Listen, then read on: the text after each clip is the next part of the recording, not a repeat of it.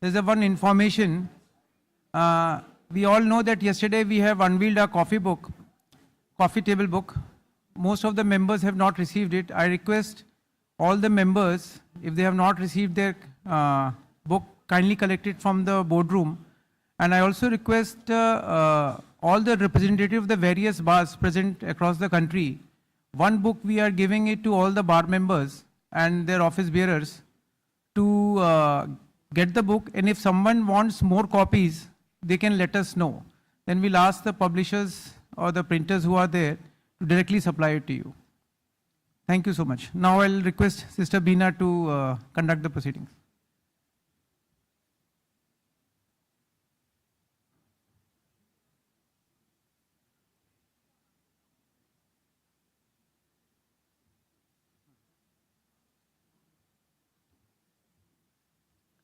Good morning, everybody. Esteemed dignitaries, respected members of the bar and the bench, distinguished delegates, Justice C.V. Bhadang, Honorable President ITAT, Vice Presidents, and dear colleagues. It is both an honor and a privilege to welcome you all to the last technical session of this All India Members Conference 2025 at Goa. Allow me to begin with these timeless words of Saint Sri Tiruvallur, who said, "To incline to neither side, but to rest impartial, as the even fixed scale is the ornament of the wise." These words capture not just a philosophical idea, but the very spirit that animates the functioning of the Income Tax Appellate Tribunal. The tribunal has consistently endeavored to keep its members well equipped and abreast with changing times, nurturing to the just knowledge, but the wisdom to apply it with fairness, foresight, and discernment. For anyone who starts their journey with the income tax and the provisions of section 4, 5, 6, and 9 are like companions, steady, essential, and always relevant. एक कविता पेश करूंगी इस मौके पर. Income taxed, but when and where the lot lays traps most unaware. Section 4 begins with the game, but soon no two answers look the same. 5 and 6 bring the global ties with rules that shift beneath the skies. Then comes 9, source or not, a question that can't tie a knot. Clarity hides in legal prose, and what it means no one quite knows. For a path that is straight and clear, where tax law speaks, we are all here. With this, I request Sri Vijaypal Rao, Vice President to Hyderabad Zone, to kindly commence the 4th technical session.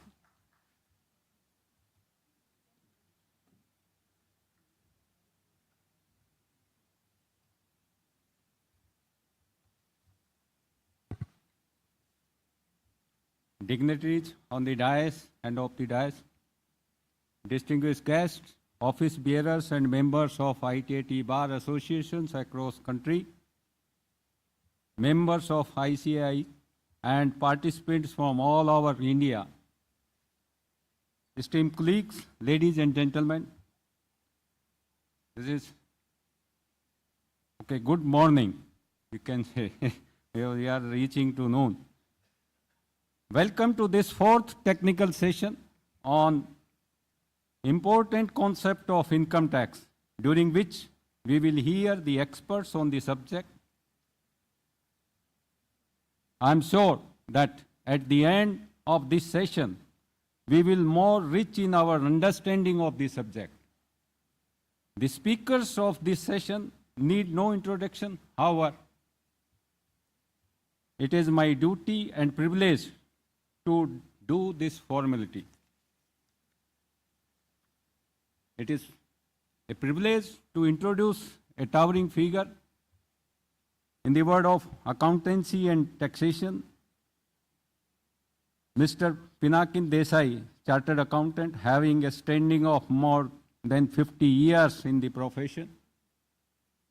He currently serves as a partner at Ernst & Young, where he heads the Tax Knowledge and Solution Group, a specialized vertical providing strategic tax insights and technical support.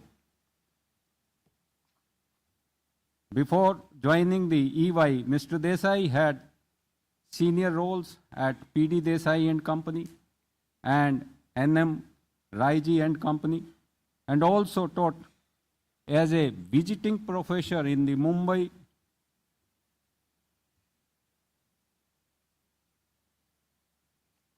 chapter of the ICI.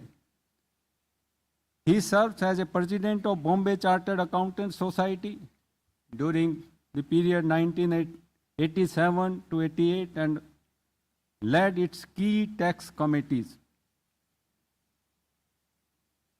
With over 30 technical papers to his name, he remains a respected voice in professional discourse.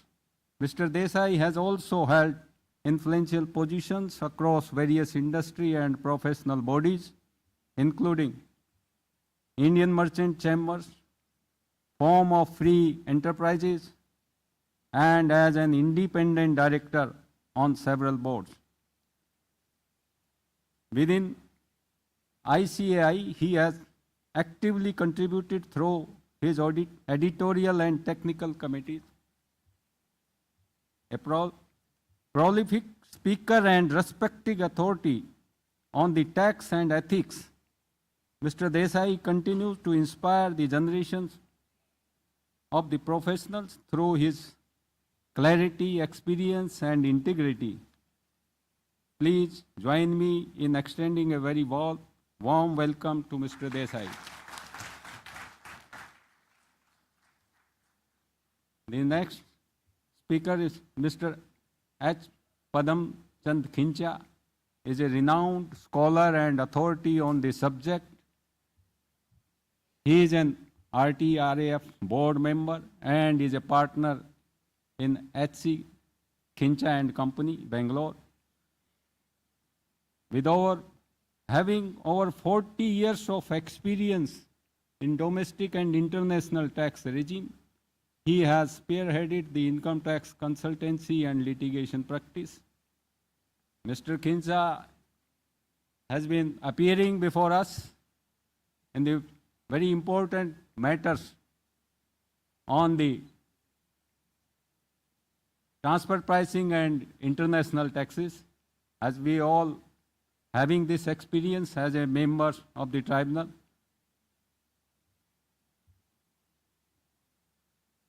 he has represented a large number of high-profile cases before the tribunal and also associated with several landmark decisions too. At this point, I recall that my first reported decision after joining the tribunal was also represented by Mr. Kincha as a counsel of the SSC, which was subsequently, the view taken by the tribunal was subsequently upheld by the Honorable Supreme Court. So, Mr. Kincha is also a writer, speaker on various topics on the income tax. He has authored or co-authored innumerable articles and papers like tax holidays under section 10A, 10B, an analysis, tax treaties of India, a compilation, capital gain of non-resident, tax deduction at source, concept of indexation under capital gains.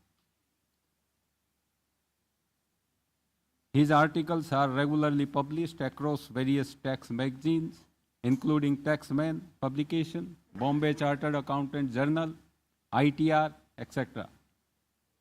He has delivered more than 500 lectures across the nation on several income tax issues. He has been actively engaged in the several initiatives undertaken by the Institute of Chartered Accountant of India. He was appointed the group leader for preparing the approach paper on the guidance note on transfer pricing. He was instrumental in making a critical analysis on direct tax code as a member of the team constituted by the ICAI on the request of the CBDT. As a member of committee of ICAI, he contributed in preparing the technical background paper on the income computation and disclosure standards. He has deposited as an expert before a high-powered committee on the e-commerce constituted by the Central Board of Direct Taxes and Rangachari committee set up by Review Taxation of Development Center and IT sector.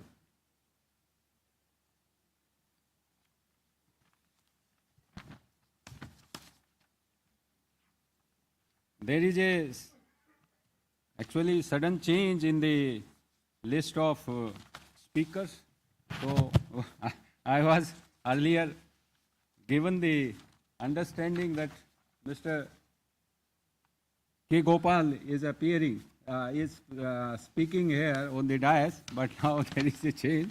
So I also request of all of you to please give a warm welcome to Mr. Padamchand Kincha, as well as Shri Ajay Singh, advocate, who is also known to everybody as he is also regularly appearing before the tribunal and has represented it in most of the important cases. So all these words, I thank you all the speakers today for sparing their time to share their views on the topic. Now, I invite Mr. Desai to express his view on this point. Thank you. Just wait. May I request Sri George Mathan sir to kindly welcome Sri Pinakin Desai with shawl and shrifa. Pinakin.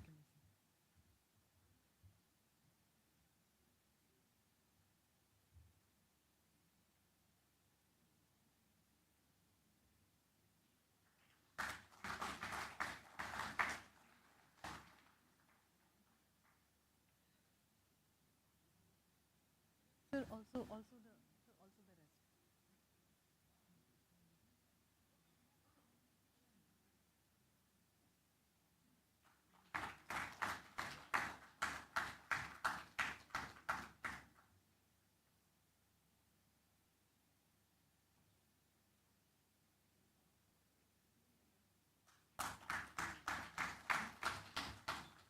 May I request Sri C.N. Prasad, Judicial Member, to kindly felicitate Padamchand Kincha with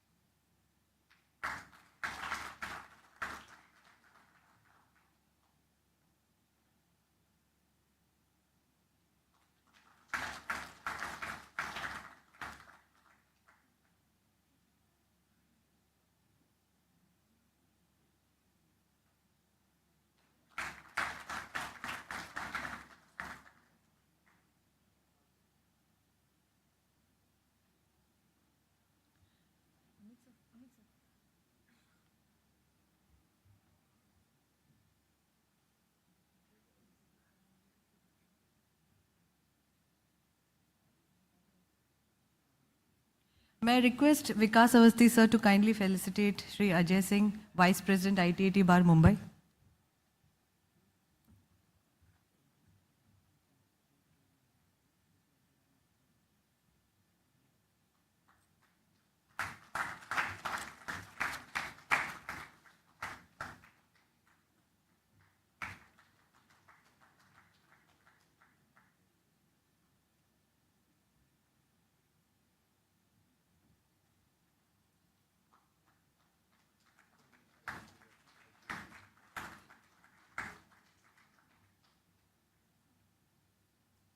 Thank you, sir.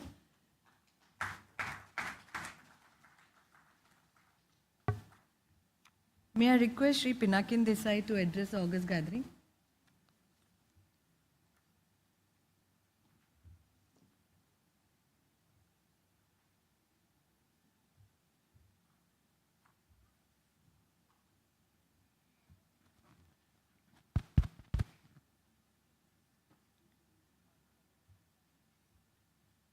all the dignitaries on and off the dais.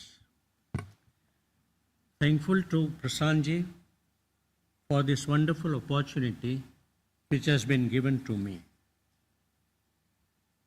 I am feeling a bit nervous standing here before you because other than me, every alternate member here is either a judge or a counsel, whereas I belong to a taxpayer.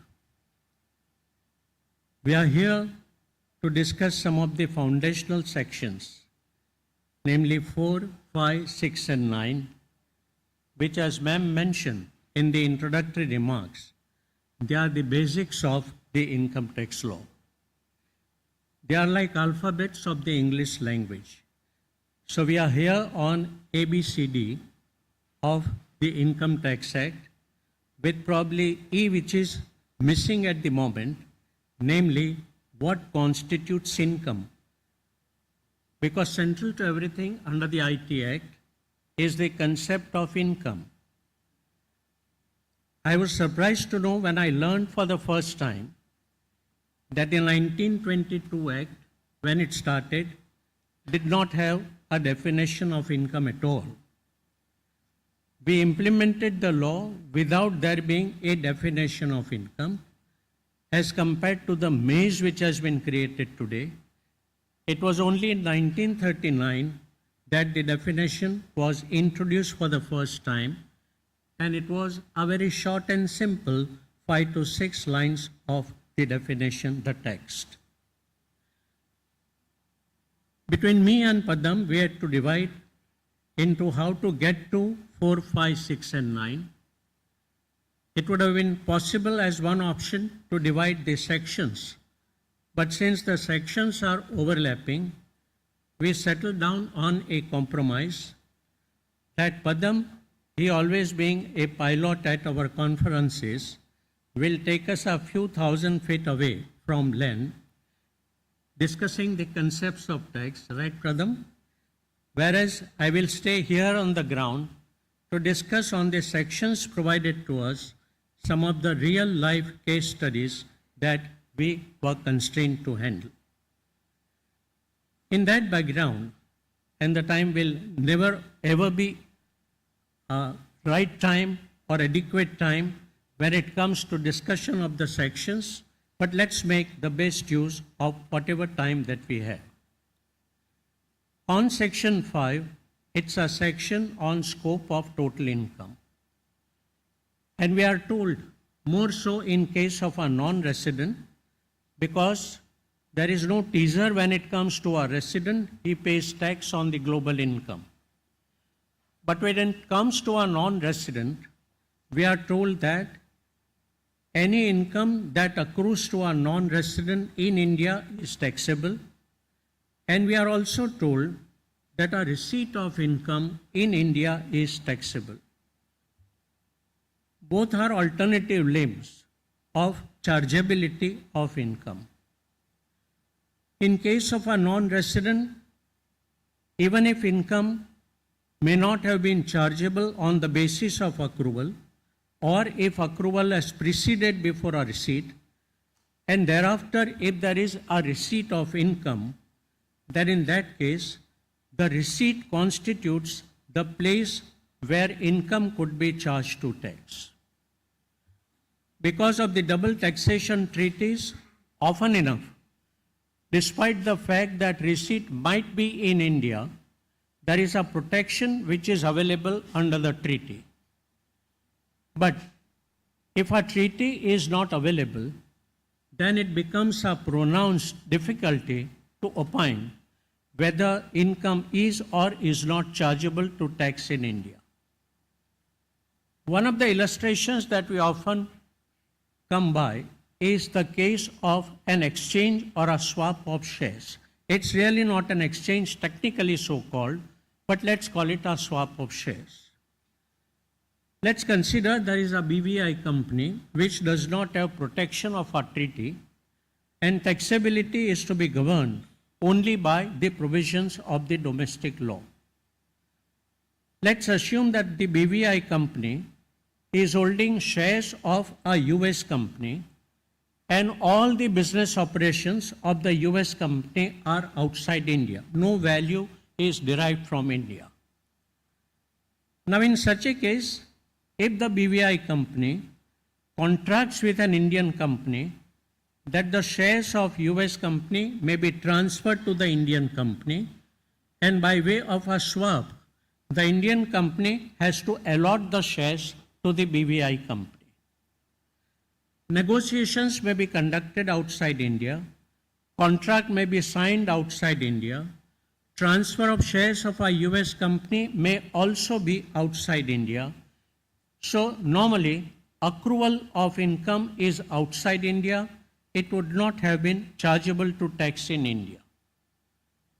But since we are told that a receipt could also be a limb of taxation, an issue which arises is whether the allotment of shares by an Indian company to the BVI company, the transaction is never complete until the shares are allotted, and once the shares are allotted, where appears to be the place of receipt of income. The Supreme Court in Vodafone case took a view, and is also a normally accepted phenomenon, that shares of a company, at least in compatibility of the Indian jurisdiction, are located where the company issuing the share is located. So if it is incorporated in India, the shares of an Indian company are considered to be located in India. Upon allotment, the BVI company receives income in India, and it could be a matter of chargeability. We would therefore advise caution to the taxpayer that a better way of structuring the transaction could be within four corners of law, that you please make a payment of money to the seller outside India, let him thereafter contribute money back to the Indian company for acquiring the primary subscription to the shares. If this is done, income would not be chargeable to tax in India. The other scenario possibly could be that let accrual be in a preceding year. If accrual is complete in a preceding year, receipt doesn't follow in the very same year, but is in a subsequent year, then also a shelter would be available. On a side point, in case of shares of an Indian company, we could with some confidence take a view that the shares are located in India. But there are open points which I am not discussing today, that when it comes to transfer of an asset like a trademark or a know-how, as you are all aware, there is a growing controversy. Where is the asset located? Is it located where it is exploited, or is it located where the owner is located? That's a debate which we will leave open for today. Let's come back to another variation in section 5, the scope of total income. We just saw that receipt of income may be the basis of taxability. Now questions arose before the honorable tribunals in relation to a salaried employee, and a view had to be taken whether a receipt can override an accrual, and on the basis of receipt, income could be charged to tax in India. I am sure one of you could be the author of one or the other decision. It was a case where an Indian company had an employee appointed by an Indian company. He was posted outside India. He had to travel outside India for the purpose of performing his duty. and on the basis of his physical presence outside India in a given year, he was a non-resident in India. Salary payable to him was by design, by policy, unfortunately or fortunately, deposited in the Indian bank account of that non-resident. Had salary been paid to a bank account outside India, as per the provisions of FEMA, no difficulty would have been arisen. Accrual is outside India because the services are rendered or performed outside India, and the receipt also would have been outside India. But given that probably he was a hopping person and did not have to maintain bank account in every country where he was hopping, money was regularly deposited in favor of the family here in India. Question arose whether that non-resident would be taxable in India on the basis of receipt of remuneration in India. The taxpayer claimed that yes, Section 5 does say that receipt is a form or a basis of taxation. But Section 5 says that income needs to be determined subject to the other provisions of the Act. The taxpayer drew attention to the other provision, which was Section 15, defining chargeability in case of salary income. He pointed out that when I look at 3 different limbs of Section 15, I find that salary is to be taxed in the first limb on the basis of accrual.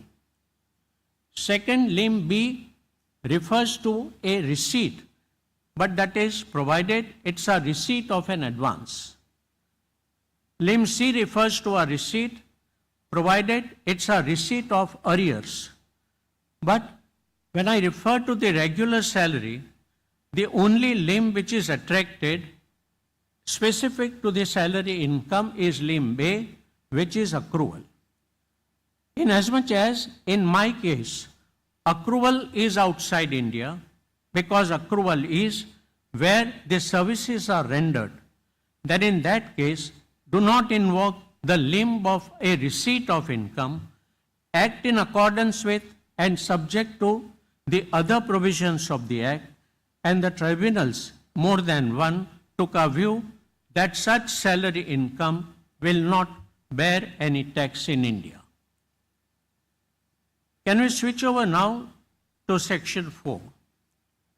We'll have to work as a Shatabdi, unfortunately, but that's where we are.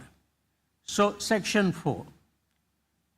Section 4(1) and Section 4(2) will tell us that income needs to be determined and taxed in accordance with provisions of the law.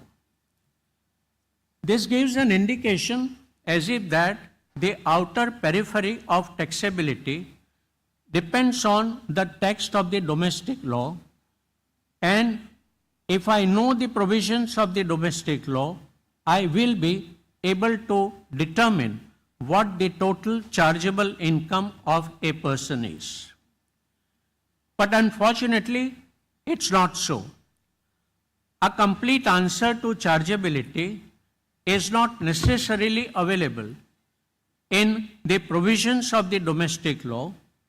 We may need to travel beyond the boundaries of the domestic law often enough to find out the impact that some other provision may have on provisions of the domestic law. Let us cite 2 different examples. One, which is on a borderline basis to the question which I am raising, and that's where a treaty relief is available. For example, India-UAE treaty, we are told that Abu Dhabi Investment Authority is exempted from tax in respect of dividend, in respect of interest, including in respect of capital gains income. It may have gained an exemption even beyond the treaty on the basis of a high point that a government or a sovereign authority is not to be taxed in another country. King of one territory ought to be respected in the other territory as well. Even on that principle, probably, Abu Dhabi Investment Authority may have qualified for exemption. In any case, by virtue of the treaty, it is entitled to an exemption. In a way, this is beyond the Income Tax Act, but borderline because someone may argue there is Section 90 within the Income Tax Act. That section carries me to our treaty, and our treaty provides for an exemption. So I get an exemption read with the provisions of the domestic law. But consider another illustration. In 2013, we had enactment of, in the context of acquisition, a law called Right to Fair Compensation, Transferency, Acquisition, Rehabilitation and Resettlement. It changed the entire gamut of how to value an event when there is acquisition of a property for a public purpose. Section 96 of that legislation provides that in relation to specified acquisitions, income will not be chargeable to tax in India. The entire receipt by a person who is deprived of the property will be considered as non-taxable income. But this is true only in relation to some specified acquisitions. By way of example, if there is acquisition under the Land Acquisition Act, exemption is available. If there is acquisition for a bullet train project, exemption is available. If there is acquisition for a metro project, the exemption is not available. Controversy arises as between two similarly sounding legislation, National Highway Act and National Highway Authority of India Act. The way the provision is worded, if there is acquisition under the NHA, then exemption is not available. But if there is acquisition under the NHAI Act, then the exemption is available. A step further, an interesting controversy which has been raging is this. Following enactment by the central government, certain state governments also formulated a similar law, and they started adopting or copying the provisions of the central law. Certain states have copied even Section 96 in the local law, that is the state law. As per that state law, read independently, income will be exempt in cases in which, in a para materia case, income would have been exempt under the central law. And a controversy which arises is whether constitutionally a state government is empowered to provide for an exemption on a matter which is governed by the central subject and not by the state subject. With this, may we move to Section 9. Section 9, as Padam will shortly explain to us, has concept of business connection. Business connection in India, and every one of us has heard of it. One fundamental issue in Section 9 is that if a non-resident has business connection in India, then income which he earns, to the extent it is attributable to the operations which are carried out by him in India, qualify for non-taxability. Such income is considered to be accruing outside India and is not taxable in the hands of a non-resident. Even otherwise, if he is able to qualify under the treaty, that's a different scenario, We are merely on the provisions of the domestic law at the moment. So in case of business connection, we have guidance available, and when operations are tangibly visual in India, they are capable of being measured by some yardstick in India, then income attributable to operations in India will be considered to be income accruing in India on which a non-resident has to pay tax.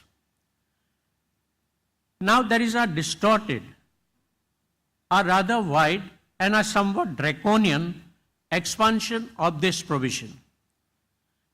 Explanation 2 capital A and explanation 3 came to be added to extend the limits of what constitutes a business connection. This principle has been derived from Pillar 1 of the BEPS Action Plan. BEPS Action Plan moderates that one of the parameters for determining the place of accrual of income is where a customer or a client is situated. What it provides is that ultimately anyone is able to earn income only because there is somebody who is prepared to purchase the goods, there is somebody across the country who is prepared to buy the services, and we should tax a person in a country in which a customer or a consumer contributes to the earning of income. Those familiar with the text of Pillar 1 would know that a market basis of taxation is one of the forms of business connection which is being advocated under the BEPS Action Plan. Inspired by that provision, in explanation 2 capital A, what we are told is that if any person earns income from sale of goods pursuant to a contract with a person in India, this is important, pursuant to a contract with a person in India, or if services are provided pursuant to a contract with a person in India, then income which is earned by a person across, even on a remote basis, should become chargeable to tax in India to the extent it is attributable to this coined business connection. If the intention was to capture the digital market, then probably the provision would have said that sale or provision of services pursuant to an e-platform or a digital transfer or a digital transaction. But that's not what has been said. So, clinically speaking, even when there is an export of goods and it's a physical export or import, it will have an impact on determination of income which can be taxed here in India. In addition to that, we are told that if a company like WhatsApp has users in India, or if a company advertises publication of advertisement under contracts with an Indian person, or a sale of data which is appurtenant to the Indian customers, all these items are regarded as limbs of business connection. Tax may need to be paid by a non-resident. Now, an interesting facet to this is how to determine this income. Power has been taken in law that income will be determined as per rules as may be provided. The rules are not yet provided. And a controversy which is raging is that does the charge fail because the rules are not available, or is it that it was optional on the part of the rule-making authority to provide a rule in order to give facility to a taxpayer?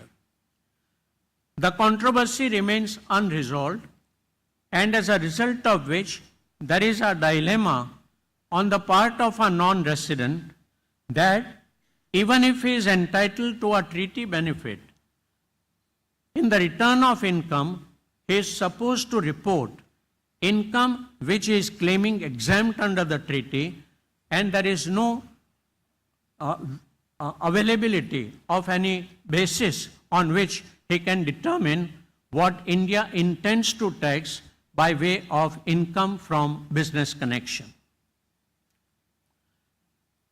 This may take us to the last scenario of Section 6. Thereafter, time permitting at the end, maybe we can take up a couple of other case studies as well. But to complete the circuit, let's come to the last section, namely Section 6. One second.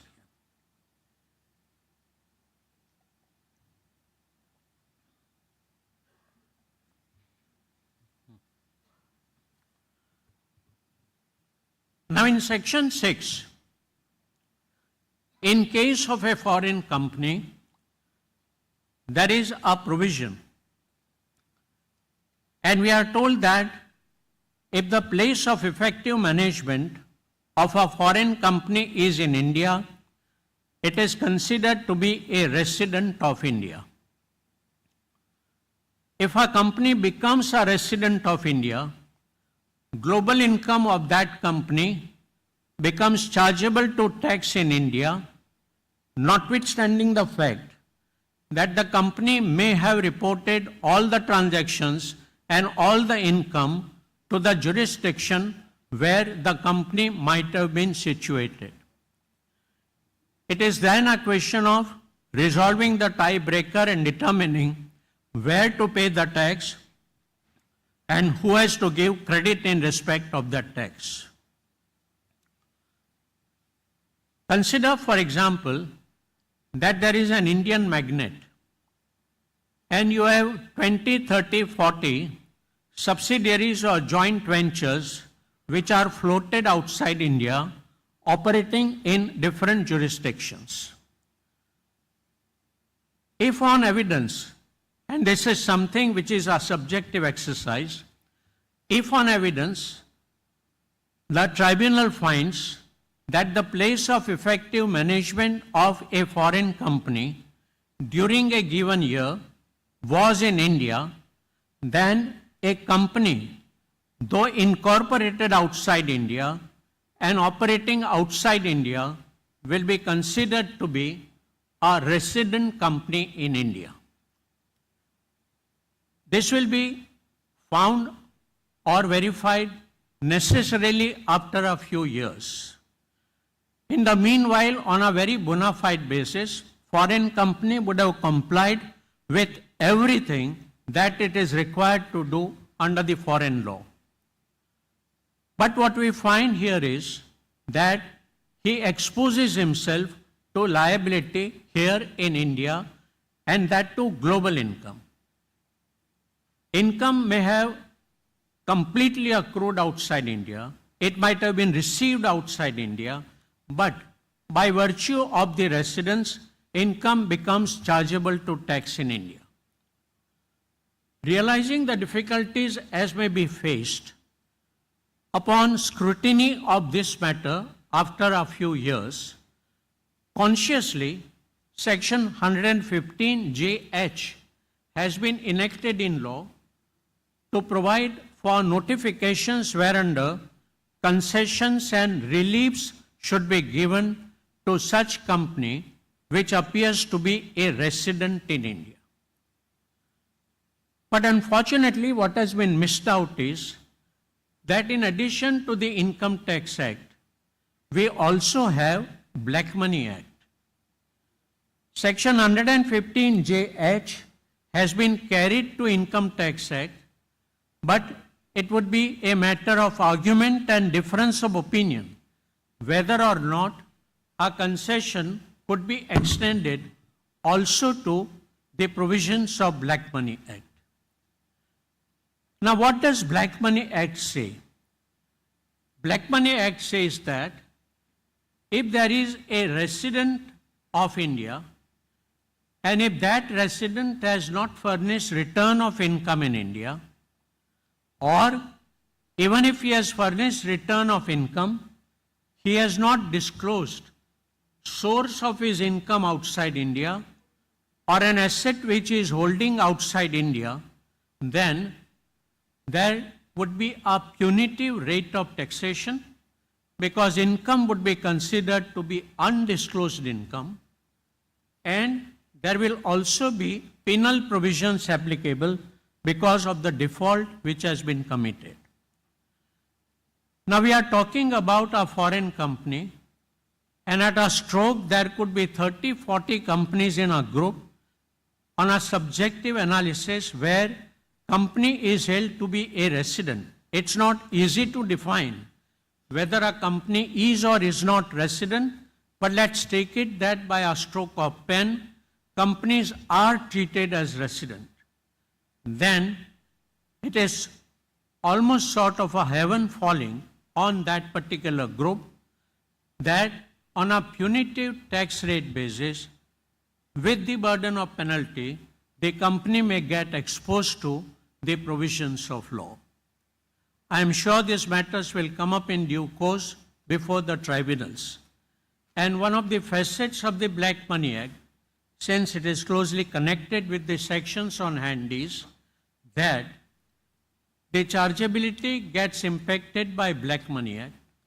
When penalties are leviable under the Black Money Act, there is no specific provision to say that reasonable cause, no penalty should be levied.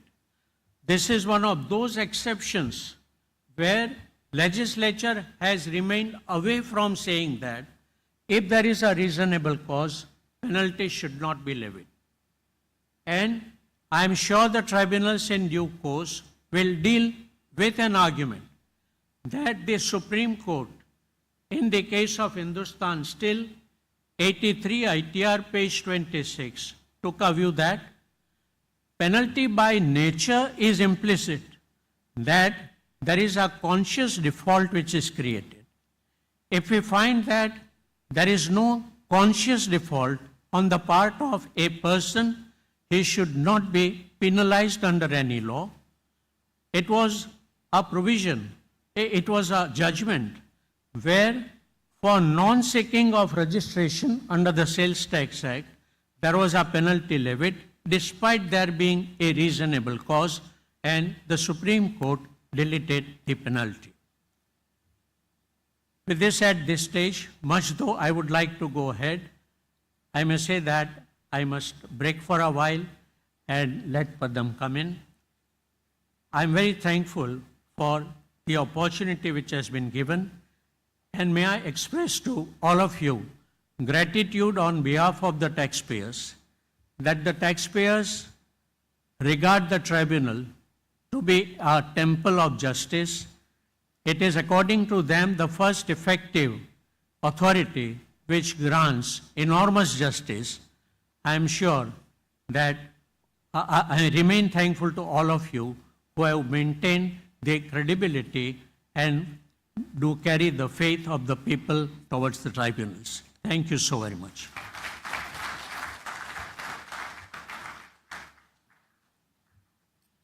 Now I request Mr. Padam Kincha to August.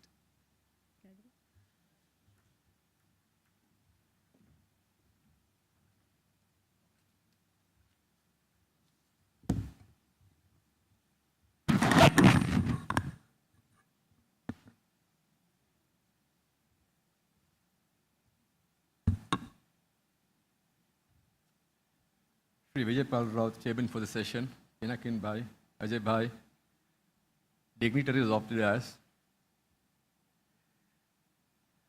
I echo what Pinakin Bhai said. It's a privilege and honor to be here to share some of our thoughts on a very significant topic. To go back to the conference, this is the fourth technical session, and look at what's happening. What are the subjects we have been discussing? We've gone to the newest subject, MLI. A newer subject, being the Income Tax Bill 2025. Therefore, looking at something that is futuristic. And we come back and say, we go back to some sections that have remained unaltered under the Income Tax Act, sections 4, 5, 6, and 9. And that actually completes the entire circle of something that has remained fundamental, something that has remained unchanged, to something that the future is awaiting us. It is in this context I am reminded of a saying by Peter Drucker, that we have some sort of a knowledge, all of us have some sort of a knowledge.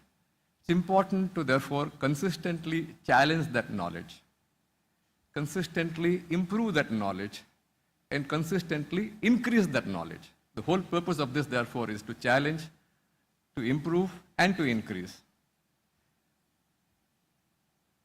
Some of the ideas that we're going to discuss, some ideas Pinakin Desai has spoken about, and I'm aware of the fact that we don't have too much of time. Therefore, I'm not going to deviate too much from the examples that Pinakin Desai has taken, such that we can, therefore, possibly with those examples, go back to some provisions of law and find out how could they be looked at. In the process of dealing with some examples of this nature, you may find some examples very silly. You may find some examples rudimentary. You may find some examples of statements out of context. This is not what the judges are likely to decide tomorrow. I'm not looking at the aspect of how, as judges, we are going to function. It's important for us to understand the frailties of law. Law is human created. It's going to therefore have its own limitations concerned. And therefore, let us appreciate these frailties. How we implement that in practice tomorrow in the course of writing judgment, in the course of hearing arguments, or in the course of presenting arguments, is a different facet by itself. It's important for us to therefore appreciate the setting of the law. And in that law, therefore, we have to look at the wordings of the section concerned and find out what is it they're trying to tell us on this matter. Pinakin Desai began with the aspect of income. Extremely important. No definition of income earlier. We therefore need to look at what income means. It's the case of L.W. Russell, which is a very beautiful definition of income. Income is something that comes in, that adds to my pocket. Otherwise, it can't be income. It comes in with regularity or expected regularity and comes from definite sources. It has to add to my pocket. It has to have the character of recurring, regularity or expected regularity, and from definite sources. This was the classical definition of income. But look at the example that Pinakin Desai gave us, and look at the example that we are now looking at the definition of income under 2 subsection 24. How we are extending, how we are elongating these aspects to damage all the 3 facets of income, and therefore income is becoming something that is very artificial today. Income is something that comes in. That means something that is prevented from going out cannot be income. If I therefore were to go to a market and I'm buying lady's finger or some brinjals, the fellow tells me it is 80 rupees, I'm able to bargain for 70 rupees. I'm able to save 10 rupees from going out of my pocket. That can't be income because it does not add to my pocket. So something that one person is saving cannot be fundamentally called as income. But look at what the law is telling us today. That may be true in general specific circumstances, but I'm going to create situations concerned where what you are going to save yourself will yet be called as income. For example, if I were to buy a property which is below the guidance value, that saving by me is called my income. 50C will talk about this income. 50CA will talk about this income. As a result of which, therefore, the aspect of coming in is being damaged by saying what one person prevents or saves from going out can also be called as income. Income has to become with regularity or expected regularity. The aspect of regularity and expected regularity is given a go by. One-time receipts are now being called increasingly as income across the statute. And income should come from definite sources. So, for an income to be chargeable to tax, its linkage with the source is very essential, very important. If there is no source, then the question arises, can it be income at all? Therefore, we need to find out what we mean by a source of income. And if we go to section 5 of the Income Tax Act, it says, income from whatever source derived. In the case of a resident, the following shall be charged to tax. In the case of a non-resident, the following shall be charged to tax. from whatever source derived. We are not concerned about the source, but we want a source. So whatever source derived, look at the wording section 5. They are not talking about wherever the source is. They're saying whatever the source is. Wherever will come by virtue of section 5.1 and 5.2 depending on the non-resident or a resident's position concerned. So wherever will depend upon 5.1 and 5.2. Otherwise, income from whatever source derived is going to be part of taxable income. What do you mean by this whatever source? What do you mean therefore by source concerned? That becomes the origin, the fountainhead of tax. And in that fountainhead, therefore, if you're finding out a situation that there is no source of income, or there's no identifiable source that we commonly understand, then the question arises, can there be income at all? So the fundamental proposition Supreme Court said over a period of time was, you yourself can't be a source. You can't have transactions with yourself and say this is income coming from a source. So a transaction with oneself cannot give rise to taxable income because there is no source of income. That aspect is being damaged now by saying, if a person is converting his capital asset into stock in trade, or is converting his stock in trade into a capital asset, that act shall be called as an act of giving rise to income. Therefore, there is a statute acting as a source of income. Normally, an activity should be, a business should be, an effort should be, an asset should be a source of income. Now, we are now having instances of a statute itself, in a many situations concerned, functioning as a source of income. This again, therefore, causing a damage to the aspect of the three fundamental features of income that were laid out to us by Russell's case. Therefore, we are now making a statement. 224 says income is inclusive. What does it mean? We don't know. Inclusive means what character it should represent. One judge in England was so frustrated, he said, whatever is taxable is income. He didn't say whatever is income shall be taxable. He didn't say that. He says, no. Whatever is taxable is income. He said, that's the way I am finding a frustration in understanding the concept of income. If you now therefore pass this test of income, this income should form part of total income. It should arise to you in a previous year. And you should have a residential status of a resident or a not ordinary resident or a non-resident for it to be charged to tax. These are tests to be satisfied. Then this income should satisfy sections 4 and section 5. To satisfy that. Then they have to satisfy section 14 classification. Satisfy that. Then they have to go and satisfy the charging sections under various heads of income. If it is salary 15, Pinakin by laid out those issues. Then property income 22, business income 28, capital gains 45, other sources 56. You have to satisfy the charging sections under all these heads. If you satisfy the charging sections, we also have to satisfy the computation mechanism. So if there is a failure in the entire journey like this, then there could be a situation there you're going to contest that this income is not chargeable to tax. And it's in this battle to say that sections 245, section 4, section 5, section 3 of previous year, section 6 of residence, section 7, 8 that deals with particular categories of income deemed to be received and dividend income taxability, and section 9. This gives us the entire fertile ground for some sort of a exchange of ideas concerned to ask a question, is this income therefore satisfying this criteria for it to be charged to tax? Take some examples. There are two examples that Pinakin Bhai talk about. We'll deal with those examples only. Salary income. Talking about a non-resident. I'm not going to go into that example. I'm going to go into the wordings of the statute because section 5, you're all seeing that salary is taxable on accrual basis or arisal basis or receipt basis. These are three tests laid down. What does it mean by receipt? We'll come to that. What do you mean by accrual? How is it different from arisal? It's a battle by itself. And for the time being, ignoring this battle, coming to the aspect that I'm going a little further because I'm now looking at various terms used in the statute which talk about and which fix a time limit or fix an event of taxability. We use different words under the statute. Section 15, for example, uses the word salary due from an employer or a former employer. So you are now moving from accrual to what is called as due. 912 of the Income Tax Act talks about salaries earned in India is deemed to accrue or arise in India. Therefore, using the word earned. 224 subclause 4 says a benefit obtained by a director or by a trustee. Using the word obtained. 48 uses the word, or section 28(3)(a uses the word something that is received or receivable. Cash assistance, received or receivable, using the word receivable. In relation to ESOP, we have the aspect of vesting coming about. So we have, therefore, various terms used under the statute. We have to understand the meaning of these terms and their relationship or their function as far as Section 5 is concerned.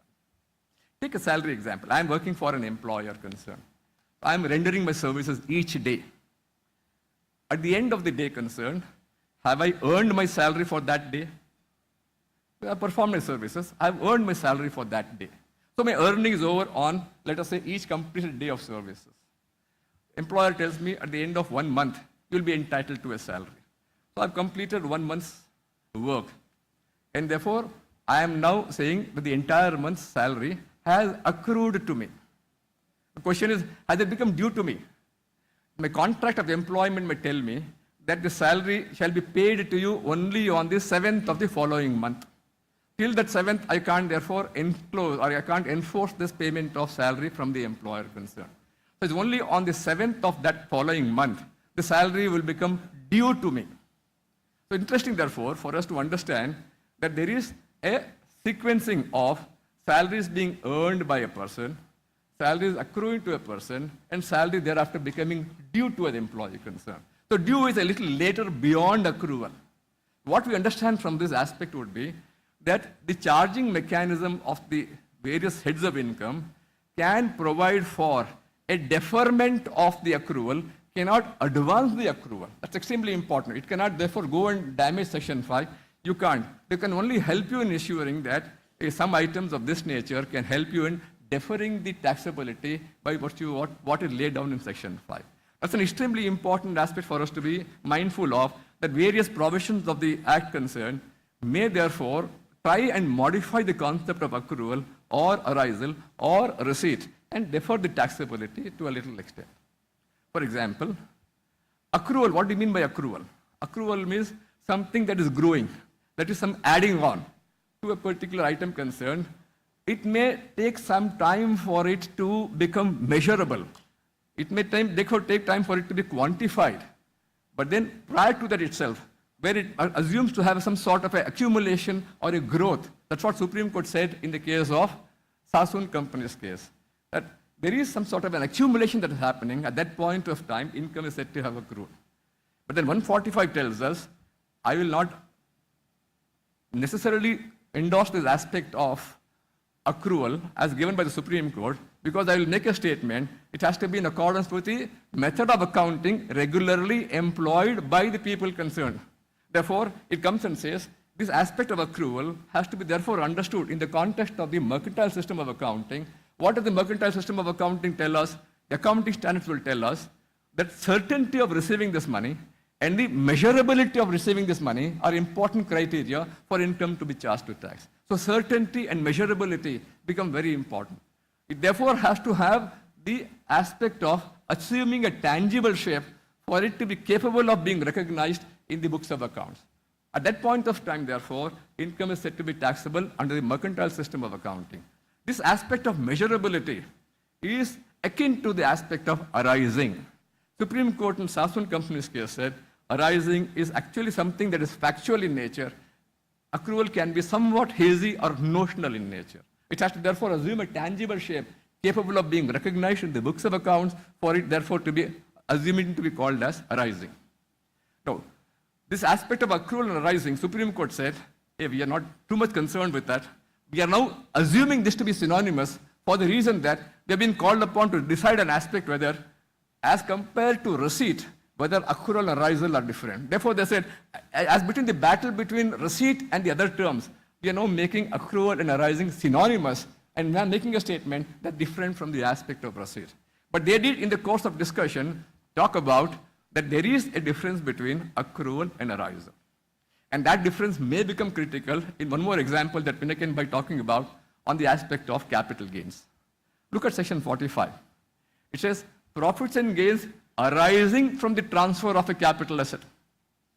They don't say profits and gains accruing from the transfer of a capital asset. They don't say that. Profits and gains arising from the transfer of a capital asset shall be chargeable to tax in the year of transfer. Section 92 says, income arising from an international transaction shall be computed having regard to the arm's length price. So 92 uses the word arising. 28 subclause 4 says benefits arising to a person from the exercise of his business or profession is chargeable to tax as business income, and 28.4. We have therefore the concept of arising being used in these places concerned, and therefore the question arises, should we therefore go a little beyond the aspect of accrual to satisfy the aspect of arising for it to be charged to tax or chargeable to tax? That becomes a very interesting debate, and the aspect of therefore the receipt basis where the shares in India are being issued to a BVI seller concerned, whether whether this capital gains are taxable on a receipt basis by virtue of Section 5. The answer could be yes. But then the important issue is, does it satisfy Section 45, which only says very clearly that it's not a receipt basis of taxation, it has to be an arisal basis of taxation. Therefore, if you make a statement that capital gains taxability is attaching the arisal only, it's not based on the basis of receipt, we have an interesting issue to say a capital gain therefore has to be only on the concept of accrual or arisal, not on the basis of receipt. If you go further into this controversy, there's a very recent controversy on this matter concerned by the Bombay High Court, not a very elaborate judgment, but very interesting consequence, that where am I getting a deferred consideration? In the same transfer of shares concerned, let us say the other party says, I'll give you 80% of consideration today, I'll give you 10% next year and 10% thereafter, the year thereafter, on the basis of your assured performance criteria having been met. Because when I'm a person concerned, when I'm selling my business to somebody else, I tell him, hey, my business is very profitable, I'm going to earn so much of profits before taxation, this is my turnover. And that fellow believes me and therefore enters into an agreement to acquire my shares concerned, but tells me, look here, you're promising this, I'm paying you a little higher money, I'll pay you 80% today, I'll pay you 10% tomorrow, I'll pay you 10% thereafter in this first year and in the second year. And the question therefore arises, what happens to this 10% paid at the end of first year and 10% paid at the end of the second year? In which year should they be taxable? You go back to Section 45 and make a statement, look here, profits and gains arising from the transfer of a capital asset shall be chargeable to tax in the previous year in which the transfer takes place. That's the mandate of Section 45. So regardless of when the income is therefore earned by you, when it is received by you, it should necessarily go back to Section 45, which says it shall be charged to tax in the year of transfer of the capital asset. That means what I earn in the second year, what I earn at the end of third year, they will not be taxable in the respective years. By virtue of 45, they have to go back to the year of transfer of the capital asset for being charged to tax. This is one aspect of the matter. Bombay High Court said, I'm looking at it slightly differently. They said, look at Section 48. It says 45 is the chargeability that is provided for, 48 provides for computation of capital gains. If you look at 48, it says the consideration accruing or receivable on the transfer of the capital asset.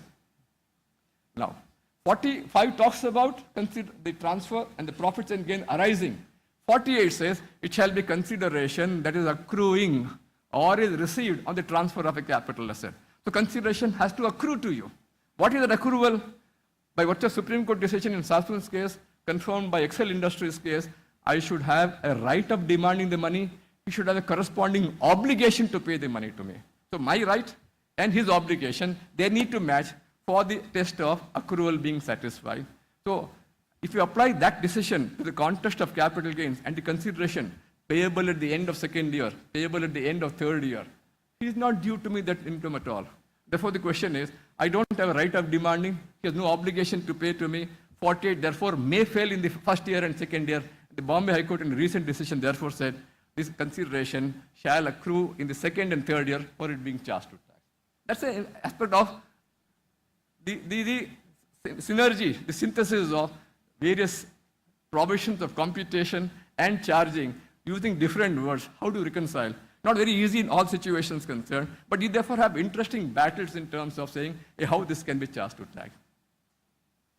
There is also a case of very interesting. I'll therefore pause here for some interesting statements made.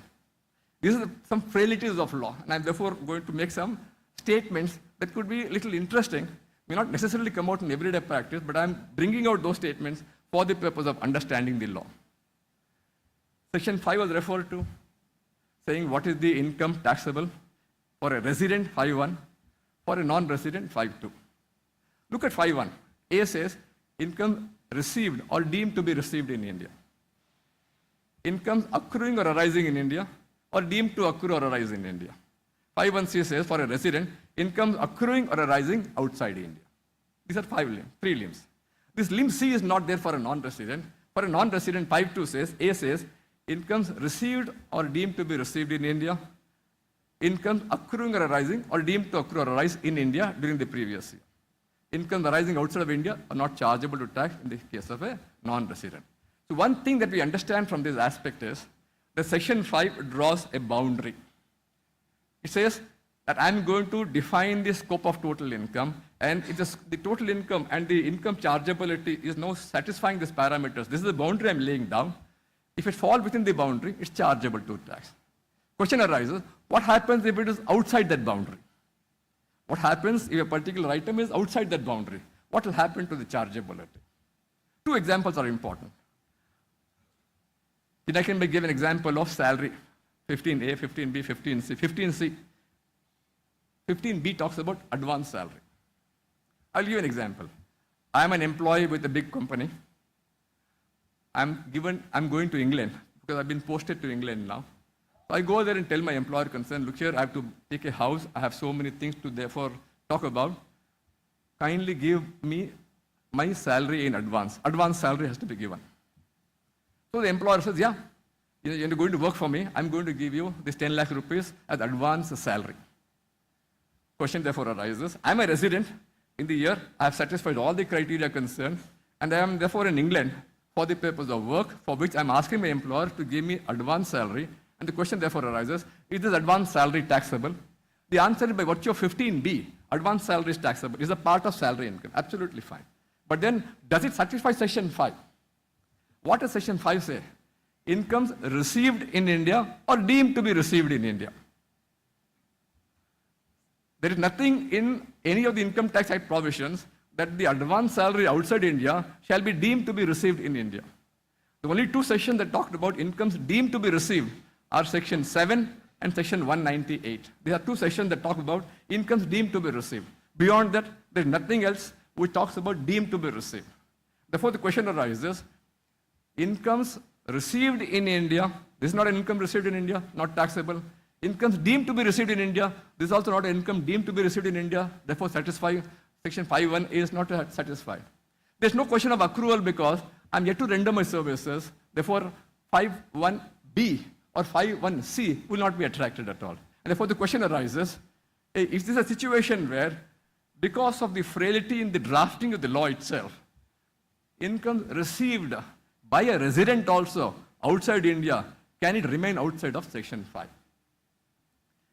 If you look into the Direct Tax Code of 2010, they had addressed this issue by saying, income received by a resident outside of India is chargeable to tax in India. The scope of total income, as per the Direct Tax Code 2010, spoke about this aspect very clearly. Now, being aware of that, being aware of the fact that the earlier law and the present law do not include that, Income Tax Bill 2025 also does not include this. Question therefore arises, for a purpose of a challenge of a section concerned, that does this situation therefore meet the test of Section 5? One more example to understand the frailties of law. I've been told last 5 minutes I will talk about certain aspects of Section 9. Simple example. These are all small examples to understand the nuances of law and certain difficulties by a strict application of law. A person is in India all through his life. Rightly or wrongly, he meets with a fatal health issue and dies on 21st of May 2025. What is his residential status? He has never gone out of the country all through his life. Question therefore is, he has been resident all through his life for the last 70 years. Where's the question of any change in the status concerned? So 21st of May, he died. Look back, law says, I will determine your residential status only by Section 6. Nothing else. It's a mathematical test laid down. Satisfying the mathematical test, you're a resident. If you don't satisfy, something else will follow for you, therefore.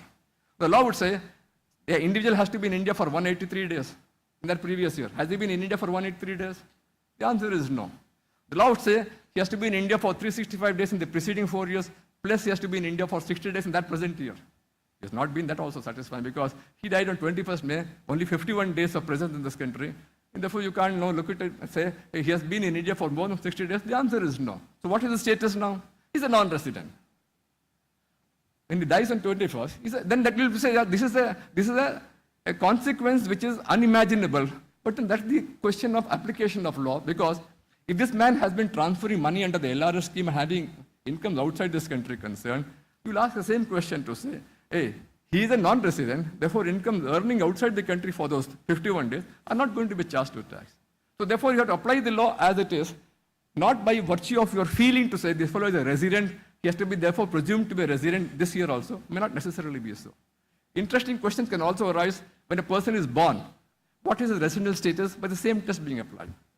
You'll have very interesting conclusions. I'll not go into those aspects concerned. We'll have very interesting situations on how to determine the status of a newborn child also. Section 9, Pinakin Desai spoke about, and I was asked to deal with Section 9 a little, especially in the context of the battle that we are all facing in the transactions relating to intellectual property, especially in the context of engineering analysis case. To say that, hey, how are you going to look at this transaction? Are there any developments of law thereafter? To say that engineering analysis has undergone some change. I'm not going to look into the merits or demerits of engineering analysis. What's happening is that the law is moving a little differently because of the various type of transactions in intellectual property is concerned. Because we're having so many type of transactions of platform services, internet computing, cloud computing, social media services, online games, online teaching, software as a service, software as, so many things are coming about now. So the aspect of an usage of intellectual property is moving towards not just an usage, it's therefore covering to the aspect of the services also. And therefore, when it is moving towards the services, what is that way you're going to talk about in terms of the understanding of the law concern? How are you going to interpret the law? Are you going to look at the law in a different manner altogether? It's important for us to understand that we are dealing with some intellectual property rights. We are dealing with, therefore, Section 14 of the copyright law. When you're dealing with software concern, 14A and 14B talk about various rights associated with an intellectual property, especially a software, and say that a interest or a right in that intellectual property has to be created in favor of a person concerned. It has to be an interest or a right in a software. Now, which are the types of rights that are created now under the copyright law? Section 30 will talk about license. Section 19 will talk about assignment. And there is generally a law that says we talk about transfer. It's more important for us to understand from the angle of Section 30 of the copyright law, whether there is, therefore, I'm licensing some items to a person concerned. What is the nature of the act that is being performed by me? Is there some sort of a right that the copyright owner has in that property which is being conveyed to the person who is going to use that now? So right to reproduce, right to make adaptations are some of the rights of copyright under Section 14A. Are you going to now tell the person concerned, hey, you have a right to copy that software on your hard drive, you have a right of adapting, therefore for the purpose of ensuring that you make an appropriate use of that copyright concern? Are these rights, therefore, translating or tantamounting to conveying of a right or an interest in the software to the person concerned? Supreme Court in that context makes a very interesting observation that we have to go into Section 52AA, for example, or 52AD of the Copyrights Act and ask a question that the license that is happening, if they do not involve an infringement, telling the owner that he has a right of action against the person to whom a license has been given, that acceptance not leading to an infringement will not tantamount to a license of that software concern in accordance with Section 30 of the Copyrights Law. So something that is not leading to an infringement, which is a de minimis right, which therefore does not create an interest or a right in the copyright concern. His property ownership doesn't move to you. What is happening to you is some sort of a beneficial use of a copy of the software concern, not of the software by itself. The law, therefore, is moving towards, UN Model Convention is talking about trying to amend the definition from a mere right being transferred to a use of a copy of the software also as tantamounting to, rightly or wrongly, Even in the income tax bill of 2025, we have not borrowed the aspect of these automated digital services, nor have we made a statement in the bill concerned to say that a usage of a copyright, a usage of a copy of the copyright will tantamount to a royalty. That definition is yet to come. Although Supreme Court did make a reference in the course of a decision concerned, that explanation 4 that has been inserted is trying to expand the scope of copyright law. But in what manner it has been done, Supreme Court refrained from saying so because it says, I'm able to decide the matter without recourse to these aspects concerned. So there are in the course of this sections 3 to 9, significant amount of interesting things because everything that we do, everything that has an economic outcome of a transaction concerned necessarily has to be examined in the background of sections 3 to 9. And in that battle concern, we have to understand whether the fundamental parameters of accrual, receipt, arising, previous year, total income, scope, source, all these are being satisfied or not. From what I'm looking at it, I've already exceeded the time given to me. Thank you all for a very patient hearing.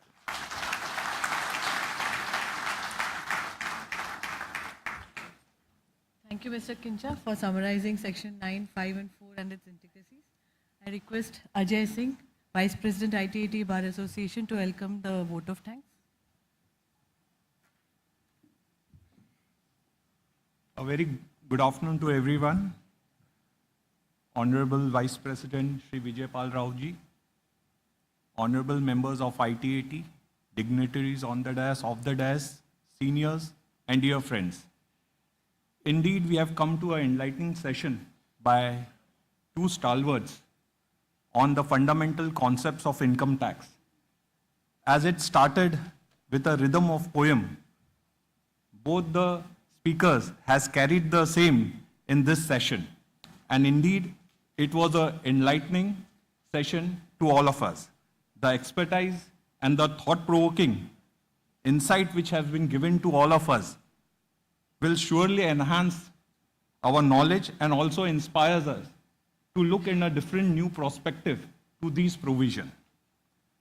I thank to the audience to be actively participating in this lectures. As we wrap up the fourth technical session, I wish you all a continued learning, growth, and success, and look forward for such future learning. Thank you, everyone. I request everyone to carry this with a loud applause for both speakers. Thank you very much.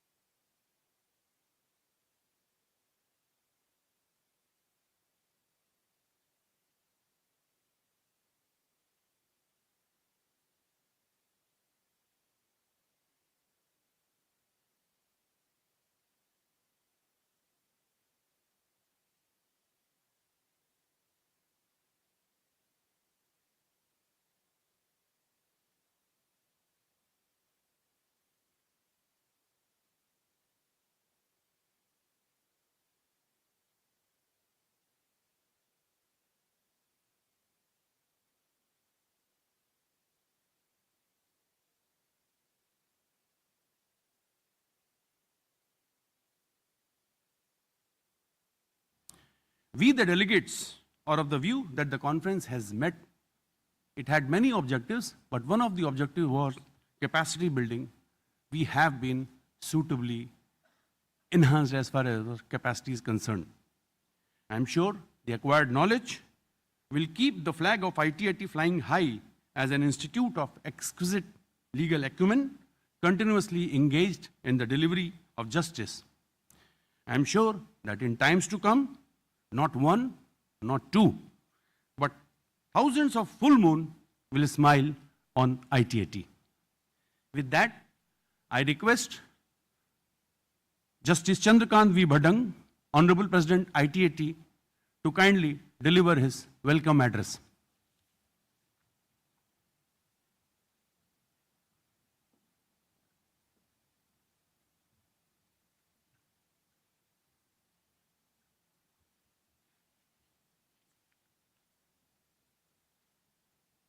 Honorable Law Minister Shri Arjunram Meghwalji, Justice Ashwin Bhub, Judge of the Bombay High Court, Mr. Ravi Agrawal, Chairman, Central Board of Direct Taxes, Dr. K. Shivaram, Senior Advocate, my esteemed colleagues, Vice President Mr. Jashpal Yadav and Mr. Mahavir Singh, all other Vice Presidents present, members of the tribunal, distinguished members of the bar, officers from the Revenue Department, departmental representatives, and ladies and gentlemen. A very good afternoon to all of you. As we assemble for the valedictory session of this landmark conference, I think there is a quiet sense of fulfillment in the air, of a journey purposefully undertaken, of ideas thoughtfully exchanged, and of collegial bonds further deepened in spirit and vision. Held amidst the serene shores of Goa, this conference has not only commemorated 84 illustrious years of the Income Tax Appellate Tribunal, but it has also become a fountainhead of reflection, learning, and renewed institutional direction. Over these past 2 days, we have revisited our foundational values, addressed evolving challenges, and reaffirmed our enduring commitment to the principles of fair, impartial, and efficient justice in the field of taxation. This event could not have been possible without the visionary leadership and personal initiative undertaken by the Honorable Minister of Law and Justice, Shri Arjunram Meghwalji. It was on account of his encouragement and active support at every step that gave this conference its momentum and clarity of purpose. Sir, we are deeply indebted to you, not only for gracing us with your presence today, but for your steadfast efforts in nurturing and empowering institutions of justice like the ITAT. In fact, the Honorable Law Minister was to be the part of the inaugural session, but because of some compelling engagements, he could not make it. And he has assured that he will make it up in the valedictory session. So we are thankful to you, sir. We are also grateful to Honorable Sri Justice Ashwin D. Bhub, Judge Bombay High Court, who has graciously agreed to spend time with us on a weekend. Thank you, sir. We are equally grateful to Mr. Ravi Agrawal, Chairman CBDT, whose support and cooperation have significantly enriched this conference. The synergy between the department and the tribunal, I think, is essential for the healthy functioning of our adjudicatory system, and we are thankful for the spirit of partnership that he has so graciously extended. On this occasion, let me narrate one of the experiences of mine at Delhi with Mr. Ravi Agrawal. In fact, he had come to meet me at Delhi, and that was our first meeting. And he has expressed his wish that we can have a joint conference or a sort of a training program for the members and the departmental representatives, so that the departmental representatives and the revenue department understands the expectation of the members as to what assistance they expect on the judicial side from the departmental representatives. We are planning to hold that training session at NADT Nagpur, and we look forward to holding that in the near future. This is also an occasion to express our heartfelt gratitude to all our esteemed dignitaries, honored guests, and participants who had come across the country in such a large number. And thank you for adding such richness of thought and depth of dialogue to this gathering. I think this valedictory session is not a conclusion, but rather a reaffirmation of our shared mission. As we return to our benches, let us do so with renewed conviction and unwavering commitment to uphold the tribunal's noble motto, Nishpash Sulabh Satvar Nyay. We now look forward to hearing the thoughts and reflections of our distinguished speakers. So I do not propose to stand between you and the esteemed speakers today. Thank you very much.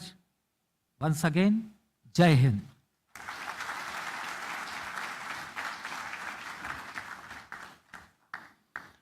Thank you very much sir.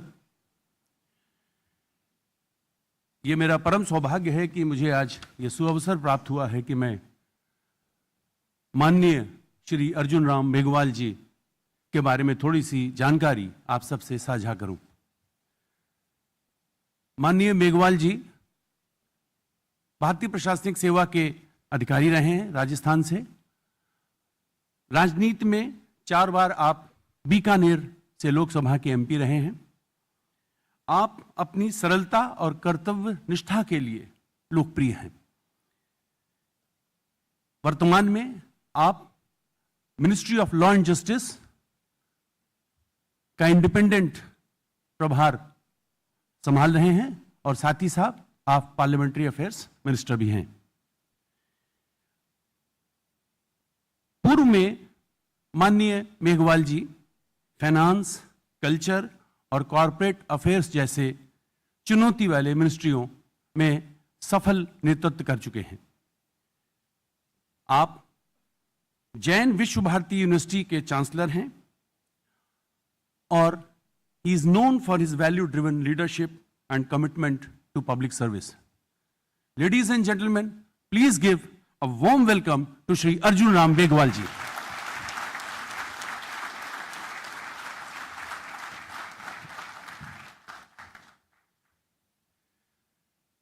It is customary to extend a floral welcome to our distinguished guests.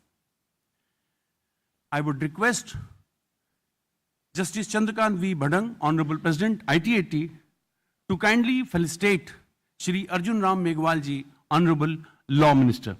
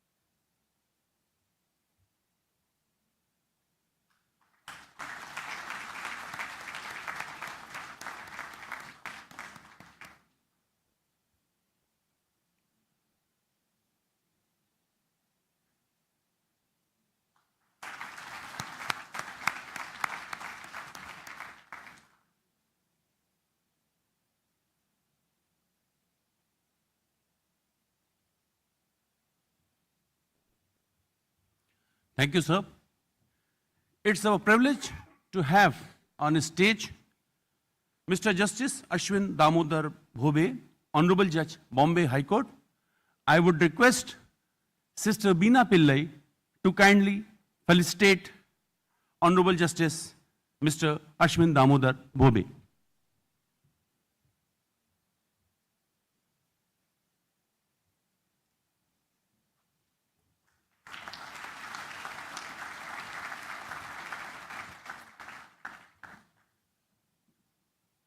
Thank you, sister.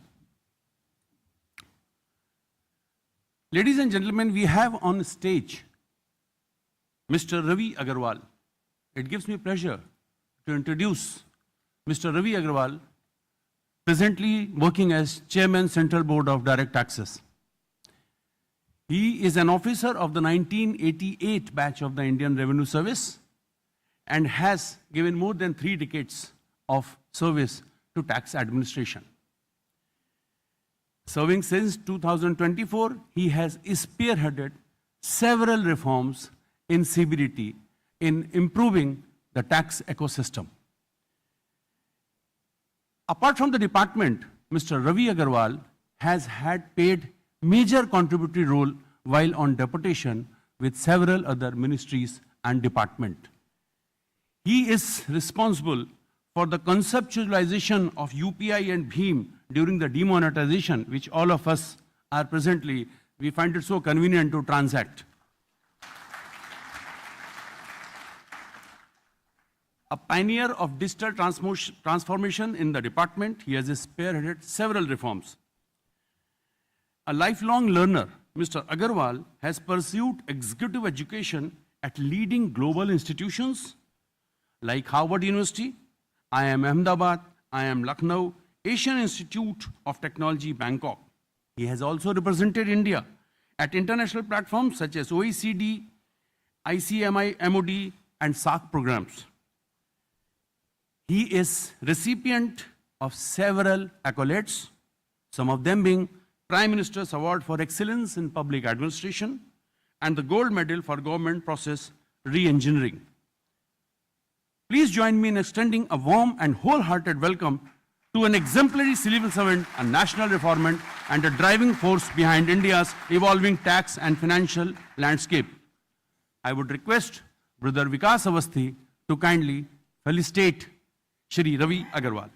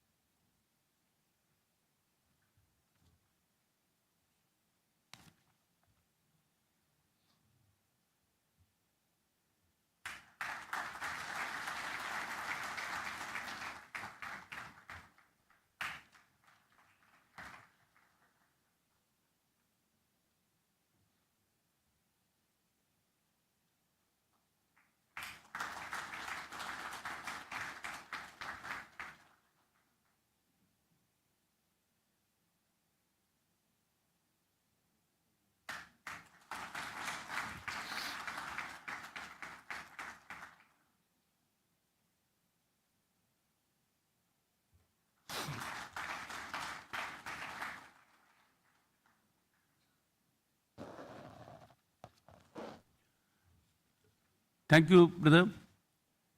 That brings us to our next dignitary on the dais, Dr. K. Shivaram, a distinguished figure within the legal community. He is a senior advocate with the Bombay High Court with a career spanning more than 4 decades. He has established himself as a formidable legal tax practitioner.